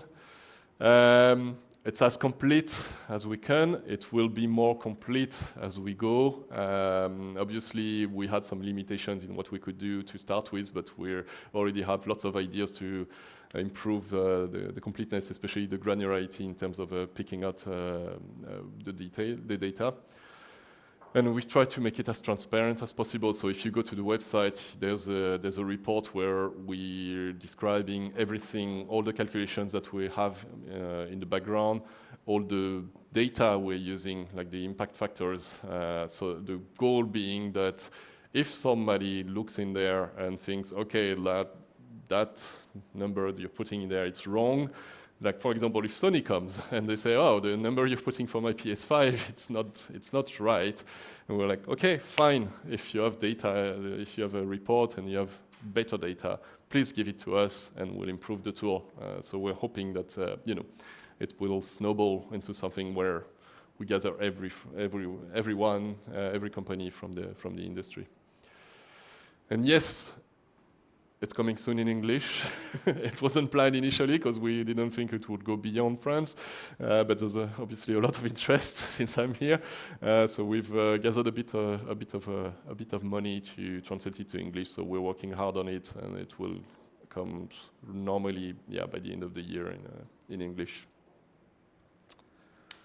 Thank you. Thank you very much, Geoffrey. We'll leave you here on stage, and I'll invite the other speakers back on stage because we're moving right back into our discussion. Please bring your chairs so we can have a seat.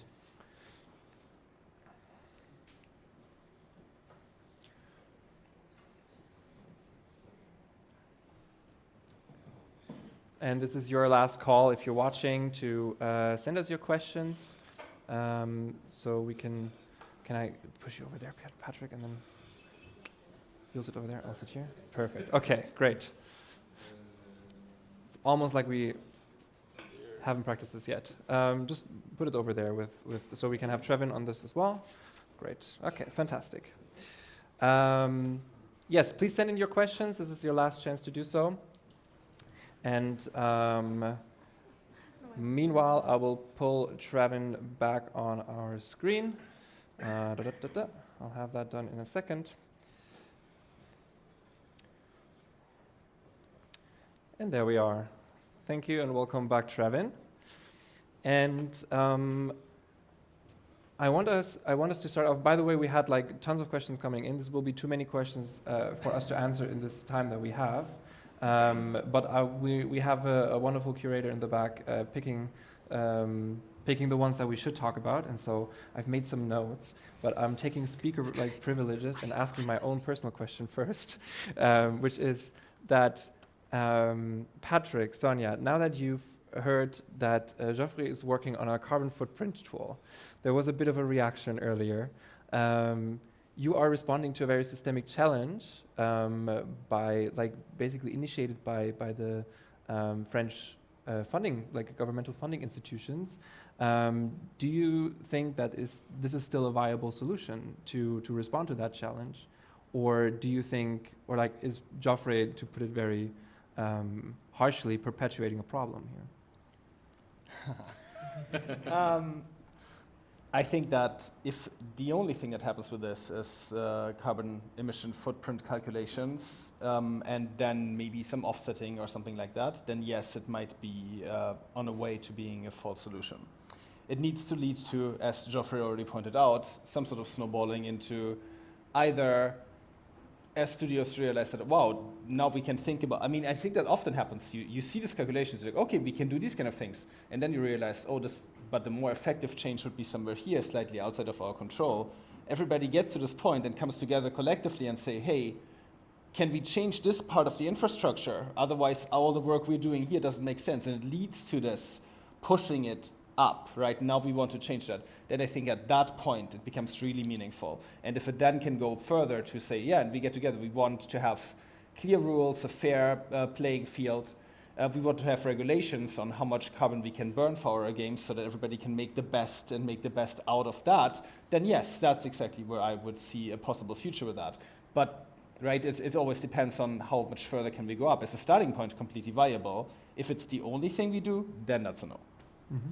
Okay. Sonia, any different thoughts on that? I think I have a very similar take on this. Also, I wanted to ask, because it wasn't, it was actually quite interesting. You mentioned beyond the calculation, you were including those three icons. One of them was the water, the minerals, and the third one, the sources of energy.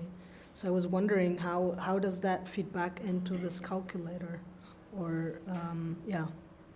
Well, I'm not the expert, but basically it's one of those indicators that you have in life cycle assessments, and yeah, realizing that when you create something, you actually use energy. So primary energy is really going back to you're not just using electricity. Actually, it comes from somewhere else. So it's actually either burning fuel, burning coal, using wind, using sun. But yeah, going back to the physics of you need energy, and it's also a way, I guess, for companies to realize that if at some point the access to energy becomes restricted, well, how much will it be impacted? So that's another way also to see carbon emissions.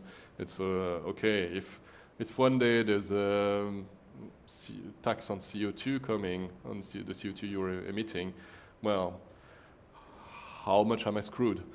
How much do I rely on CO2 actually to make my business work? I think that's it's one of the guys who created Bilan Carbone in France, Jean-Marc Jancovici, who looks at it this way for companies rather than looking at how much do I pollute. It's more like how much am I relying on carbon emissions for my business. And that's, to me, that's how I explain it to companies, because then for the ones who are, I guess, not ecologically conscious, it's another way to look at them in terms of business. It's like, well, if you don't start reducing, then the day there are more pressure to reduce and it's going to cost you, then okay, maybe you should think about reducing. And I agree with the offsetting. The offsetting is the last resort when you've reduced enough everything else. But and that's the message we're trying to convey when we're talking to companies and training them on the use of gyros. That no, offsetting is not it's not the way to go. I wanted to add one more point. It's a kind of a question and so. Years ago, I think about 3 or 4 years ago, together with a few friends and colleagues, we were trying to launch a project that would, where we would build, well, let's call it a calculator. We never did, for the film industry. I think the website still exists. We called it Greta EU. And when we were conceptualizing it, and this is where it kind of ended, we also didn't get the funding or didn't push enough. We were coming to a wall because we thought if it's only about calculation, if it's only this kind of bureaucratic tool, and the film industry they have their calculators already, they have had them for years. But if it's just calculation, that it's just like this, it's kind of becomes a bureaucratic game. So when we were conceptualizing what we would like this to be in order to be more than, I remember we were thinking, and that's a question because we never ended up testing this. Would it make sense to also give tips? Yeah. Like look how other, or maybe even information that would allow people to have a better understanding, like a better feeling of beyond the numbers and the which are essential. But I guess this is like we were thinking about it in order to make this not only something where you show a number which is low or high, but that you actually understand it in the context, and that this could, and by the way, thinking of means to an end, lead to let's say maybe a change even in the production process, or. Yeah, so I guess this is where we were, and then we didn't take it any further. Yeah, well, that's one thing I didn't show on the video because it's still early stages. But one of the things you have when you get the reports with the numbers, you also have tips on what can you do to reduce. At the moment, it's not very clever. It's just a list, static list. So, but we're hoping in the future that it's going to be a bit more dynamic and adapt to the results. But yeah, I agree. That's what we're planning to do, and we're planning to put together some practical guidelines as well for studios. At the moment, there's one existing in France that's very good. It's for animation, but there's quite a bit of lots of bridges between the two fields. So they usually I advise people in the gaming industry in France to read this one because that's a good starting point. They give very practical guidelines to how to reduce their footprint. And the other thing as well is, obviously, we as a group, we want to use this tool as well to do statistics on our own national statistics or even European statistics, apparently, potentially, so that people can compare themselves and not know if they're good or bad, but have an idea, because that's what the other question that comes every time is, well, I've got the results, but how am I doing compared to the others? And the answer is, well, you need to reduce anyway, but okay, I understand that you need the need for comparison, but at the moment, obviously, we don't have any statistics, but we're hoping to build those as well and to show also that the industry is working towards being more sustainable. As a tool, basically, for transparency, it seems to have quite some powerful potentials, and then if that transparency leads into more systemic discussions about what we could actually do and what solutions are that people can widespreadly implement, and by people I mean actually institutions and structures, then it could be very powerful. What I'm wondering, and what also we had a question was, who should be on the forefront of that? Should the large companies be the ones who steer the change, or should the small ones be the ones who steer the change? Also, do small companies even have the ability to make significant changes to their structures and then be catalysts for systemic change? I think, Trevin, this is also a question for you because you have been speaking to so many studios, so maybe you can give us some insight on that. Yeah, sure. So one of the things we did when we spoke to studios around the world who are working on climate projects is we'd always, at some point, have a discussion around these studios they're talking about how rewarding and fulfilling this creating in response to the climate context is for them. The teams feel really passionate about it generally. We have some stories where teams attracted talent because it's specifically they were working on a project that was in response to something that everyone was worried about. So in that context, how much then did creating then cause studio reflection and movement in terms of decarbonization? And the answer is a little bit complicated, but the initial response is, well, it didn't. Because making games is really hard. And making games as a small studio is really hard. And there was no brain space left. And I mean, that, like, taking that really seriously, there was no brain space left to learn a whole new skill set and take on a whole bunch of new self-reflection about what that would mean for practices.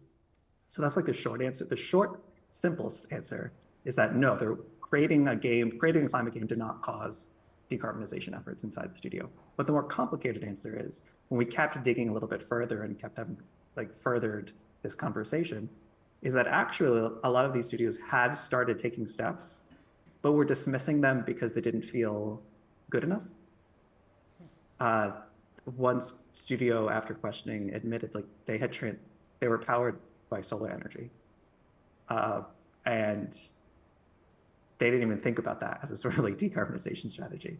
The fact that their studio now has solar panels and a battery, so that they could, because for them it was just a response to the instability of their power grid, but they then admitted that their neighboring businesses aren't using solar, they're using gas generators, and they didn't want to do a gas generator because they were working on a climate project and that they were thinking about this a lot.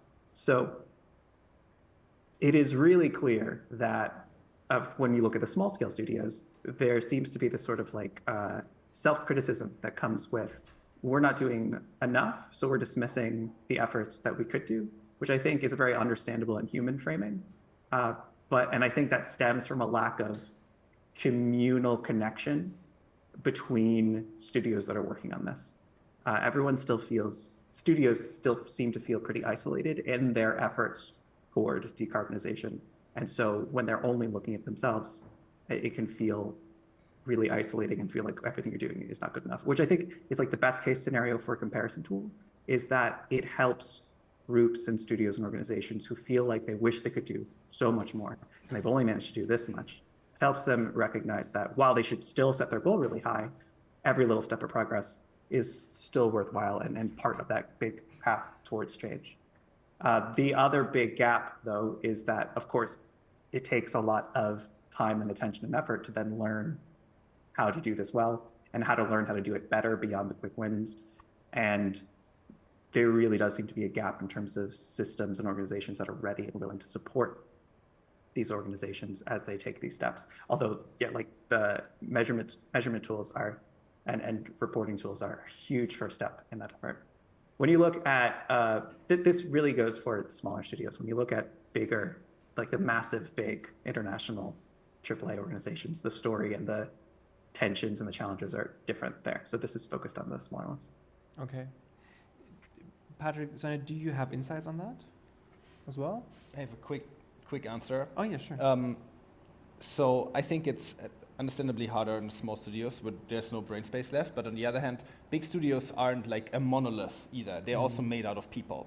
It has different logics in the sense that in a big company, if somebody manages to make a change, which might be super hard because of the inertia of the organization or a harder drive to the bottom line where there isn't as much sort of idealism or enthusiasm about that there. But if the change happens, that could be bigger, but it's people, right? So connecting to the people in the big company, the people in the small company, and making it about that more than which size of your organization is the relevant one. I think that's a good frame, because you will find engaged, enthusiastic people even in big companies that are trying to do this. So try to organize it around individual human beings.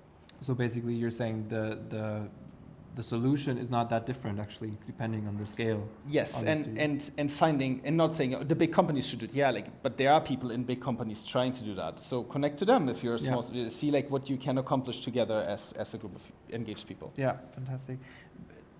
In that case, though, one question that we got a couple of times was, if you do have a larger company committing to sustainability in some form or way, how do we spot and avoid greenwashing in these cases? Like, what is the markers? How can we encourage them to be sustainable without that greenwashing aspect? How can we hold them accountable? Really, maybe also for you, Sonia. I mean, these are answers that I will give that come actually, let's say, from the industry. So so two aspects. The first one that you mentioned, I think my take on the big and the small industries is very different to yours, Patrick.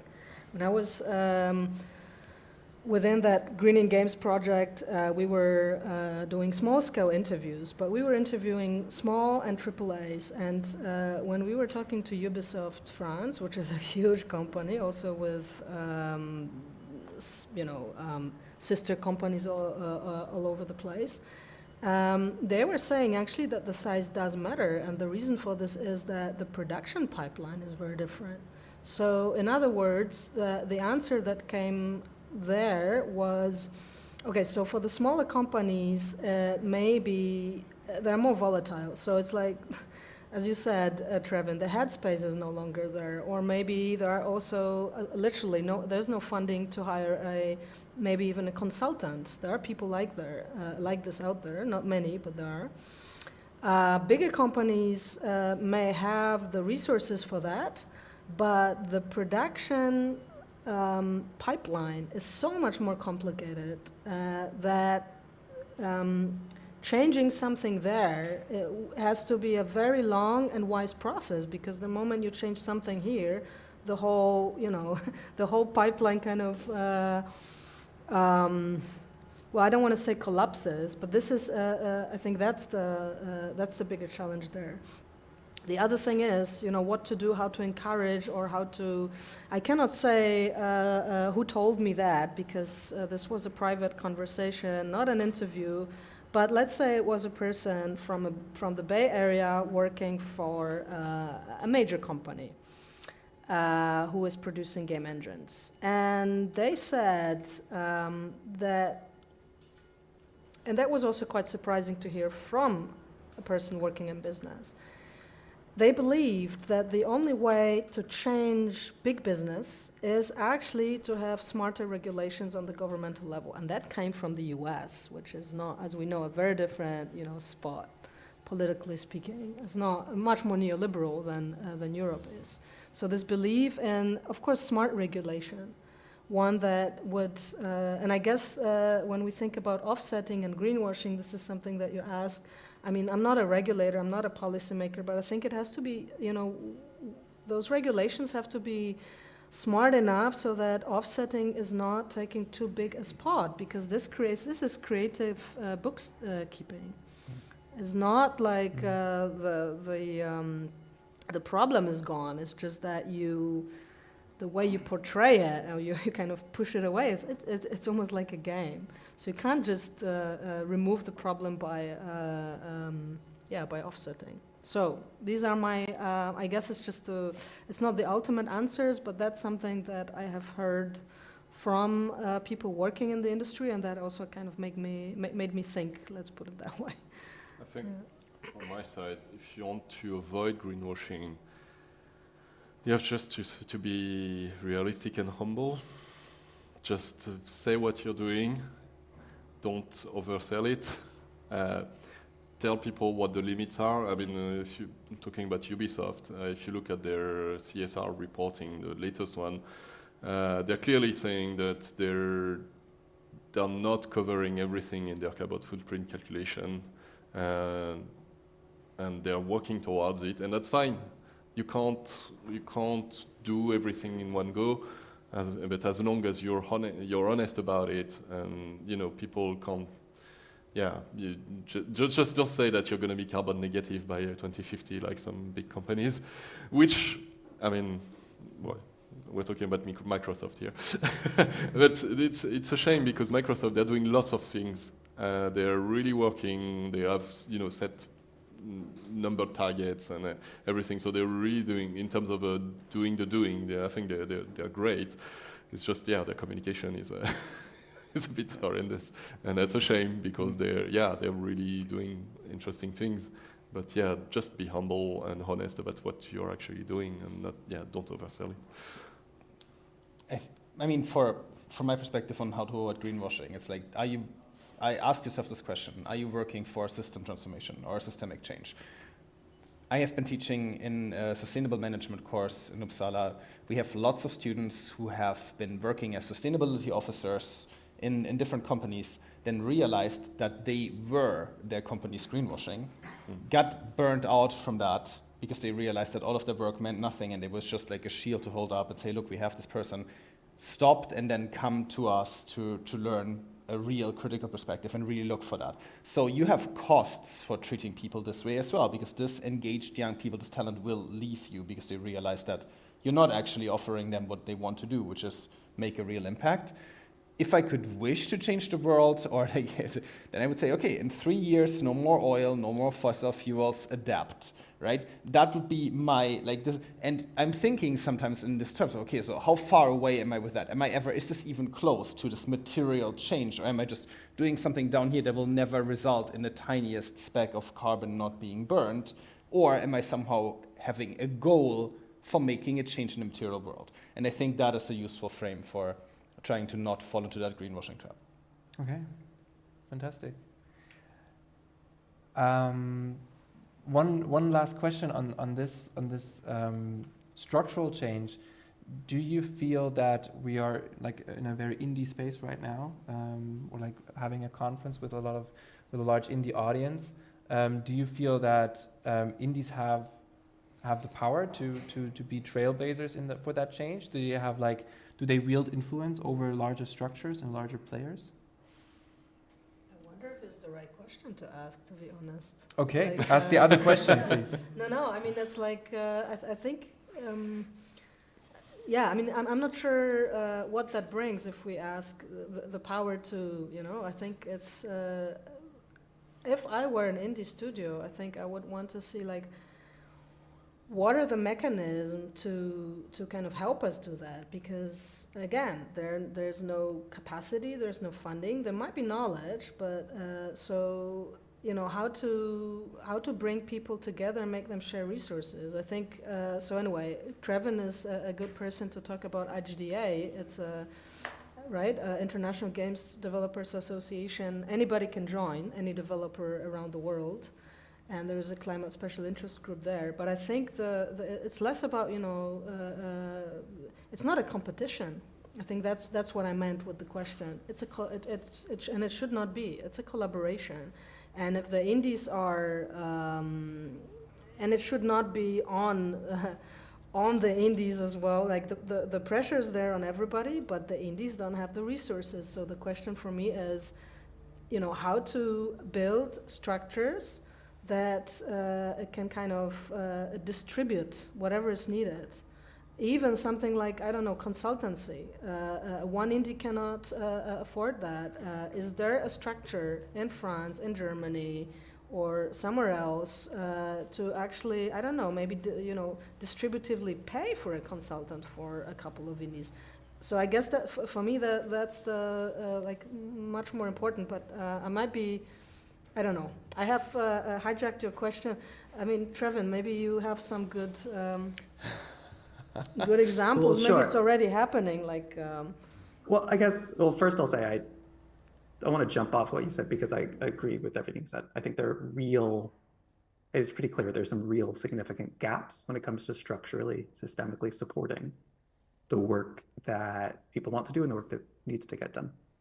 A couple things that I think are helpful in terms of my framing for my understanding of what should indies do is, well, again, to stress the focus should not be on what indies have to do. No indie developer we can't ask them to have a moral obligation to save the world by themselves. As you said, the collective effort is everything.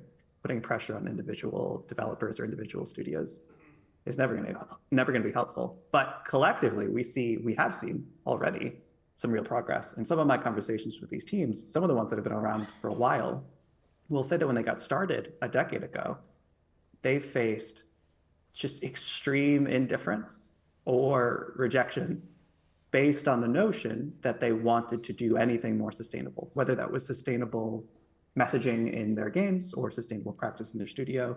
Just everyone was like, that's ridiculous.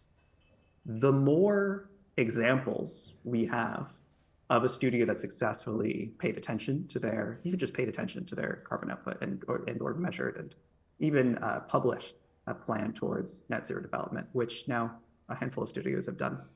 Or the more games that are released with climate messaging that are also commercial successes. As that keeps happening, these studios have told me that their lives have gotten significantly easier.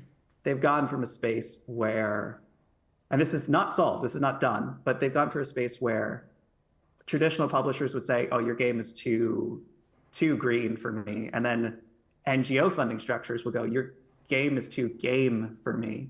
And they would kind of fall through these cracks. But the more games like this, the more studios like this exist and continue to exist, the more examples everyone else can point to, the more this work gets to happen. And I think that's, again, we're only at like the beginning of that story. There's a lot of work to go and there are a lot of gaps, but that progress is real. People's lives in this space are already easier than they were a decade ago. It is easier to reflect about internal processes and express externally through your work than it was a decade ago. And I think the IGDA climate stick is a great example because that didn't, how was it founded? Like 5 years ago? Don't quote me on that. It feels like 5-ish years ago where it only got started, which is an incredible resource now, this open resource where anyone can join, anyone can participate, anyone can take advantage of the free published resources it's made. But a decade ago, that didn't exist, right? And that is one form of an attempt to fill the gap. Again, the gap is still big in the sense that these studios doing this work still feel pretty isolated. They still feel like they don't know if what they're doing is enough or the right way or the right form. There are still major gaps in terms of successfully funding these efforts in a meaningful way. But every year, and I genuinely believe this, every year, the resources, the community bottom-up driven resources we see are coming together more strongly, which is very exciting to me. And I want to say this in a grounded, realistic way. Again, lots of issues, a lot of work to do, but progress is being made. And it all is coming from this communally connected dialogue across the industry.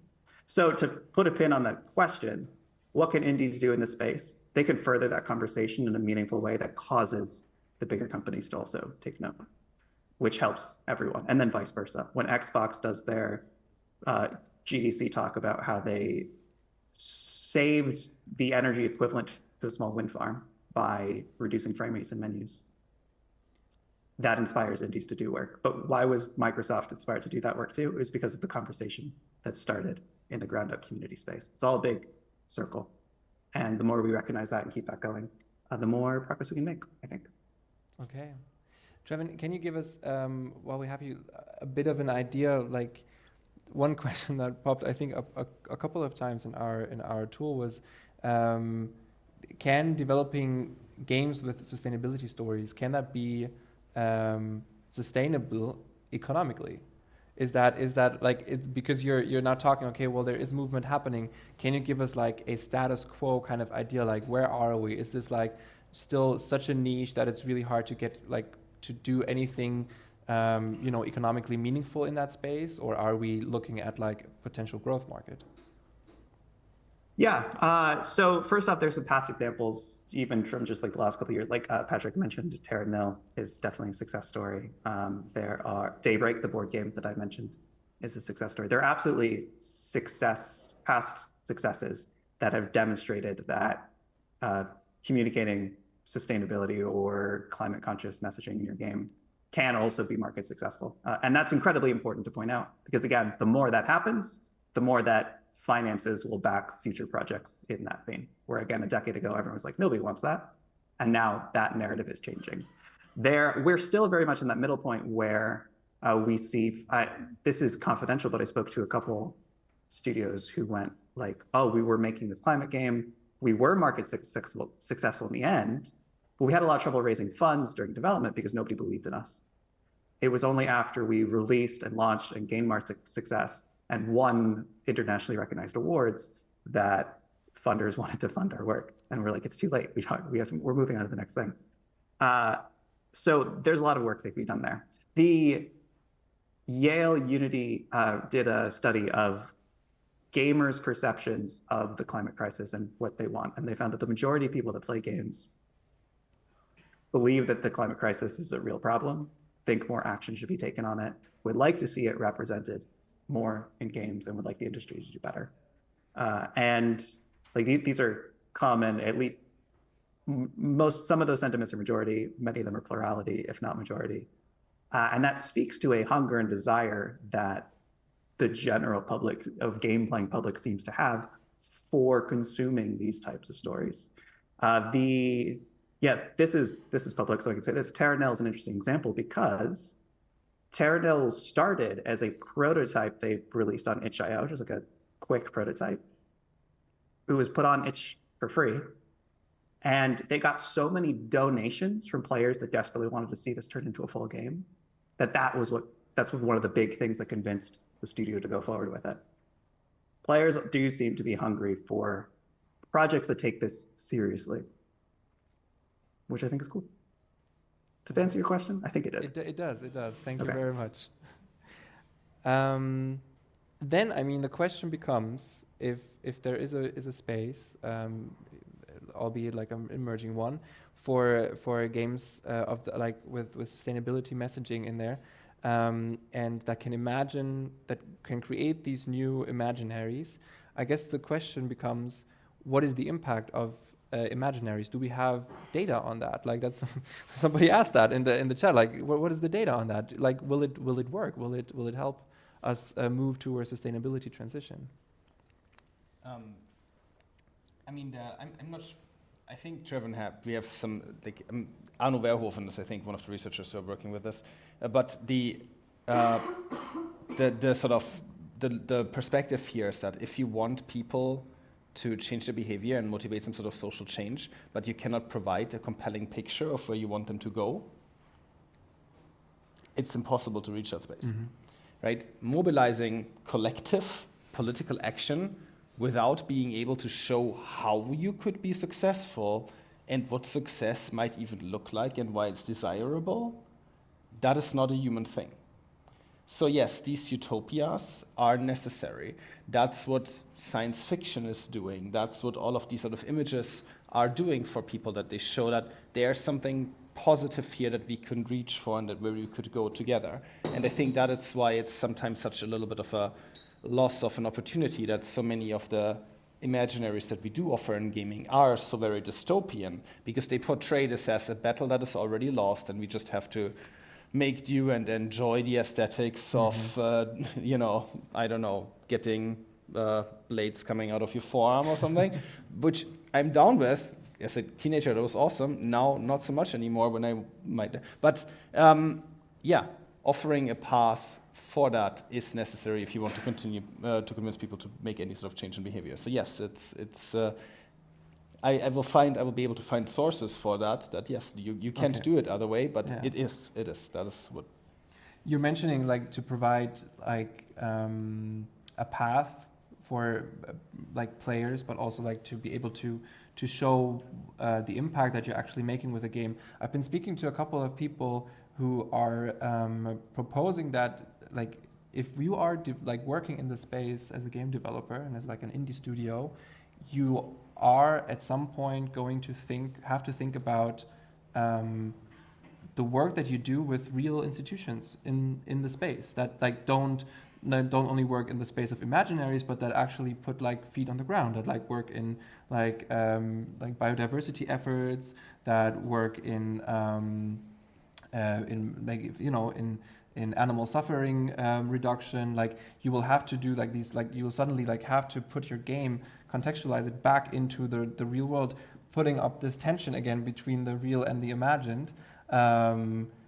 Is that something that you would subscribe to as well, or do you think like no, we're doing what we're doing in our space, and then it's up to the others to pick that up and go out? I think it's a fascinating design space. Both from getting information from real experts in the world about the thing that you're depicting, and really sort of using that sort of knowledge to show the complexity or maybe guide people into that complexity, which is something that, of course, a game as a learning tool can do in an amazing way.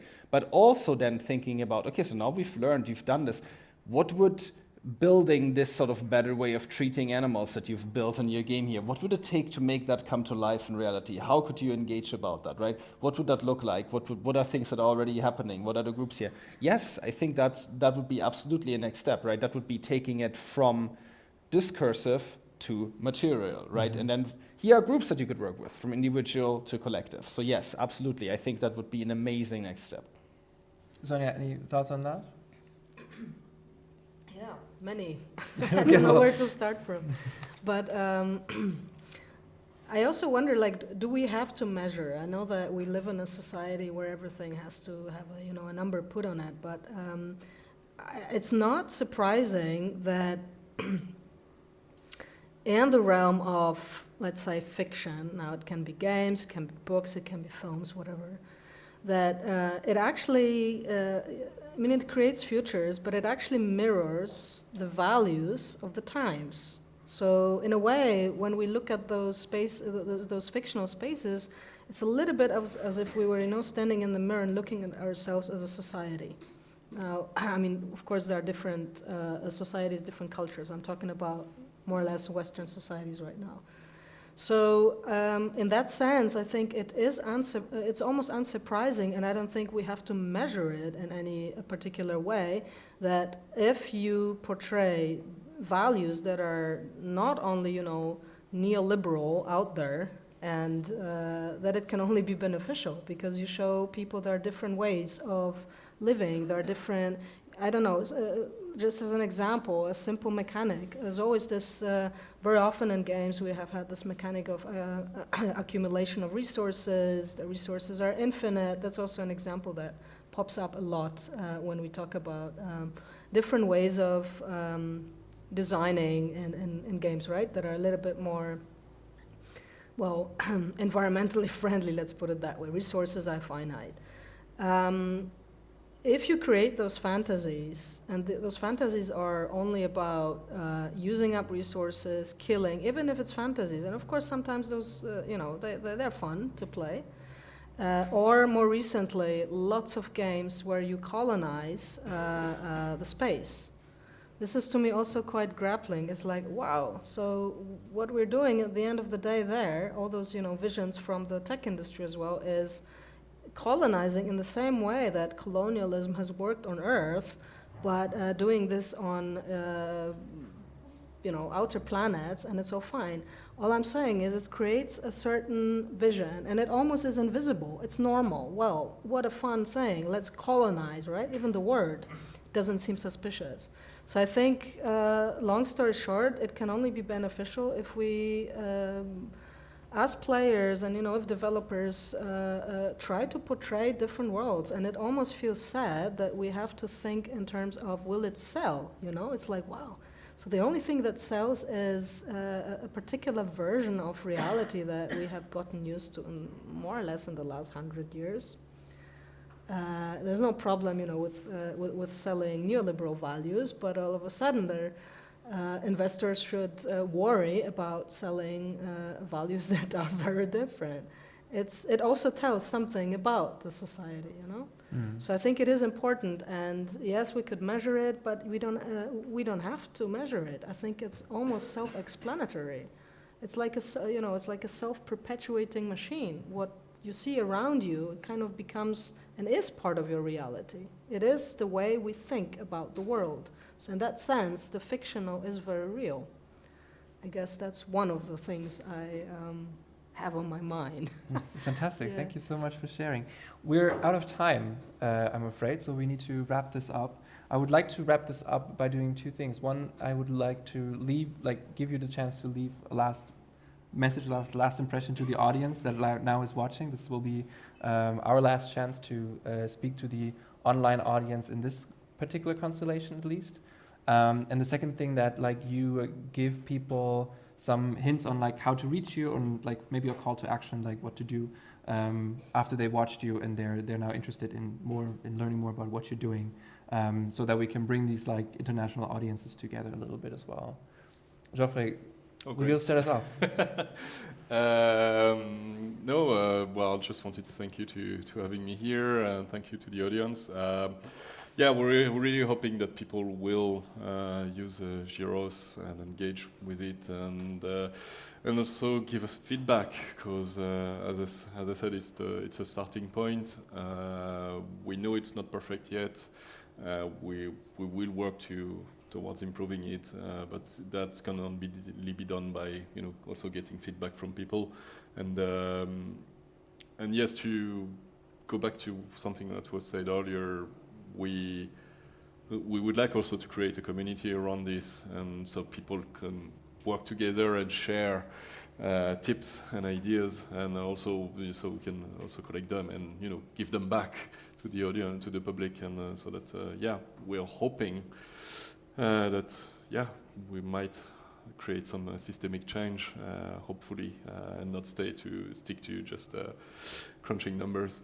That's the whole point behind it. So hopefully it will work. Fantastic, thank you. And yeah, if you want to reach me, just find me on LinkedIn. I think that's probably the easiest. I'm not a very social media guy, but I'm on LinkedIn. Great, thank you so much. Trevin, you're next in our lineup, so. Sure.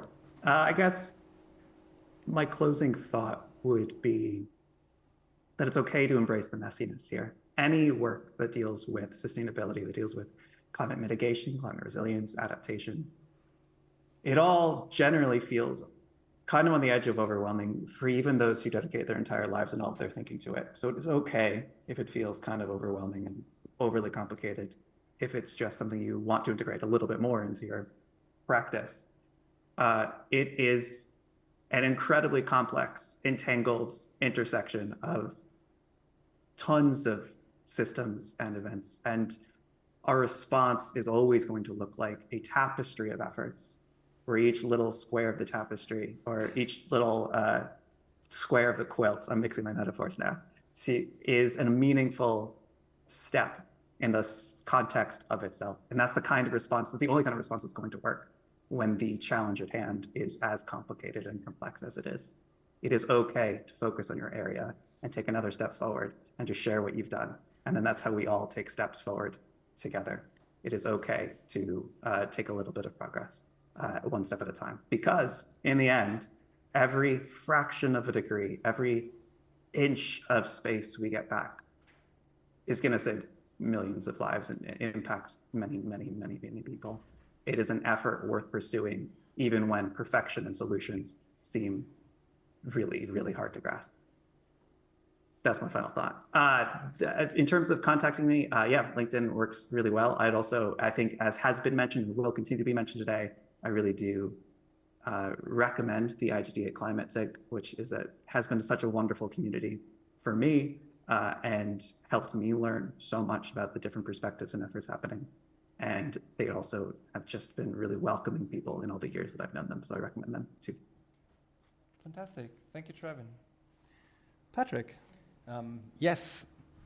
So I'm going to be stressing again the importance of working towards systemic change, changing how we make society. I know this is a super crazy ask because it sort of puts you in conflict with the dominant notions that are still existing in the society of you just need to polish the system a little bit, just a few small rearrangements and all will be well. Instead, I'm asking you to confront the difficulty of this task and changing this. And here, not only strength can be found in numbers in joining these communities, but also sanity points.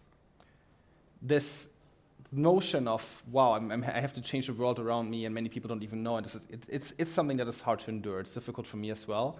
And something that has helped not only me, but also our students, is to help them get to a space where the other people that are with them agree that that is a problem and want to take concrete action about this. This is the thing that helps you stay sane when doing this, having other people around you that feel the same way and taking steps, concrete steps together with them. So that is my recommendation.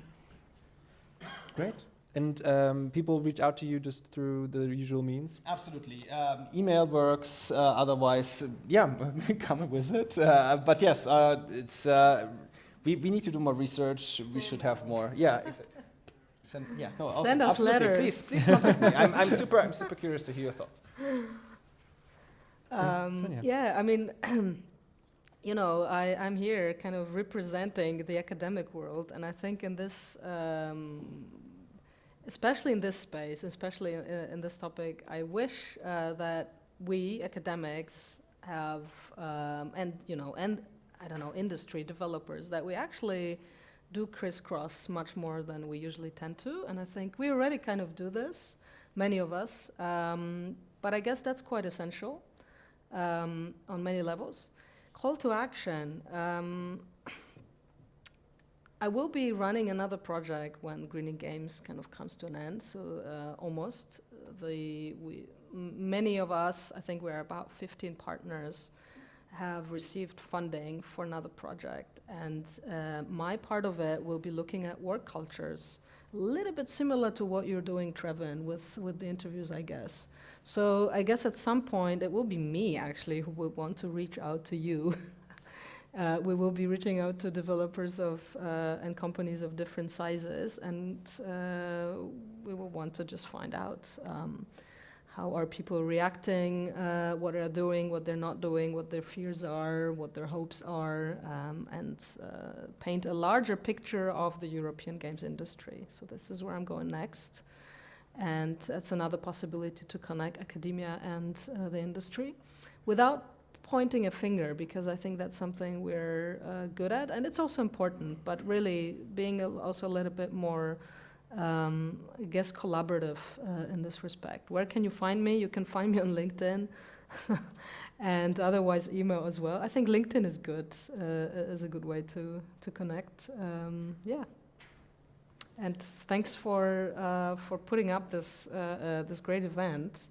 And I know we're only one of the points, right? We are like 1/4 of the event, which is also quite an exciting concept, I have to admit. Yes, and we're by far not the largest point either. I just like we don't have like the data is preliminary, but we know that at least 50 people are just like watching us right now the whole time, and then we have other. Like in the satellites, we don't even know. They're having their own events, probably huge. I love the way you named this, Nexus and then satellites. We're trying to keep it spacey. Thank you so much for everybody, like for all of you, for making this time, for putting up with us, for putting up with this production quality that we wanted to have here. And thank you for all of you for making it through the morning with us. We're now moving into a lunch break. Please come back after and check your local schedules for when your workshop at your location starts. And then, as I teased, we will actually see each other again, no matter where you are, later at 3:30. Back, and 3:30 is, of course, time Cologne, like Berlin time. So check your local time zones for that maybe as well if you have to, and then we'll have the rest of the afternoon basically in our satellite events and for the final wrap up. Thanks again, and before we leave, we'll all get up and we'll leave the stage one last time. We'll give the stage one last time to our wonderful host, Christoph. What kind of a host? Hi everyone. It's kind of interruption here, so I will take it over for just a second. No, just sit down, just relax. I just want to say thank you. Really inspired panel discussion and keynote, by the way. I really loved it. And we also have a small surprise for everyone here in Cologne. And for the people at the satellites and around the globe, for next time you should come to Cologne, because if you would be here, then you would also get this highly limited mug, which is with our game branding, because Cologne is one of the game hubs here in Germany, and it's really important for us also to spread it around the globe. So this is a small present by our side and a small thank you, and enjoy the lunch break. I just want to rush and share how cool we are. Thank you so much.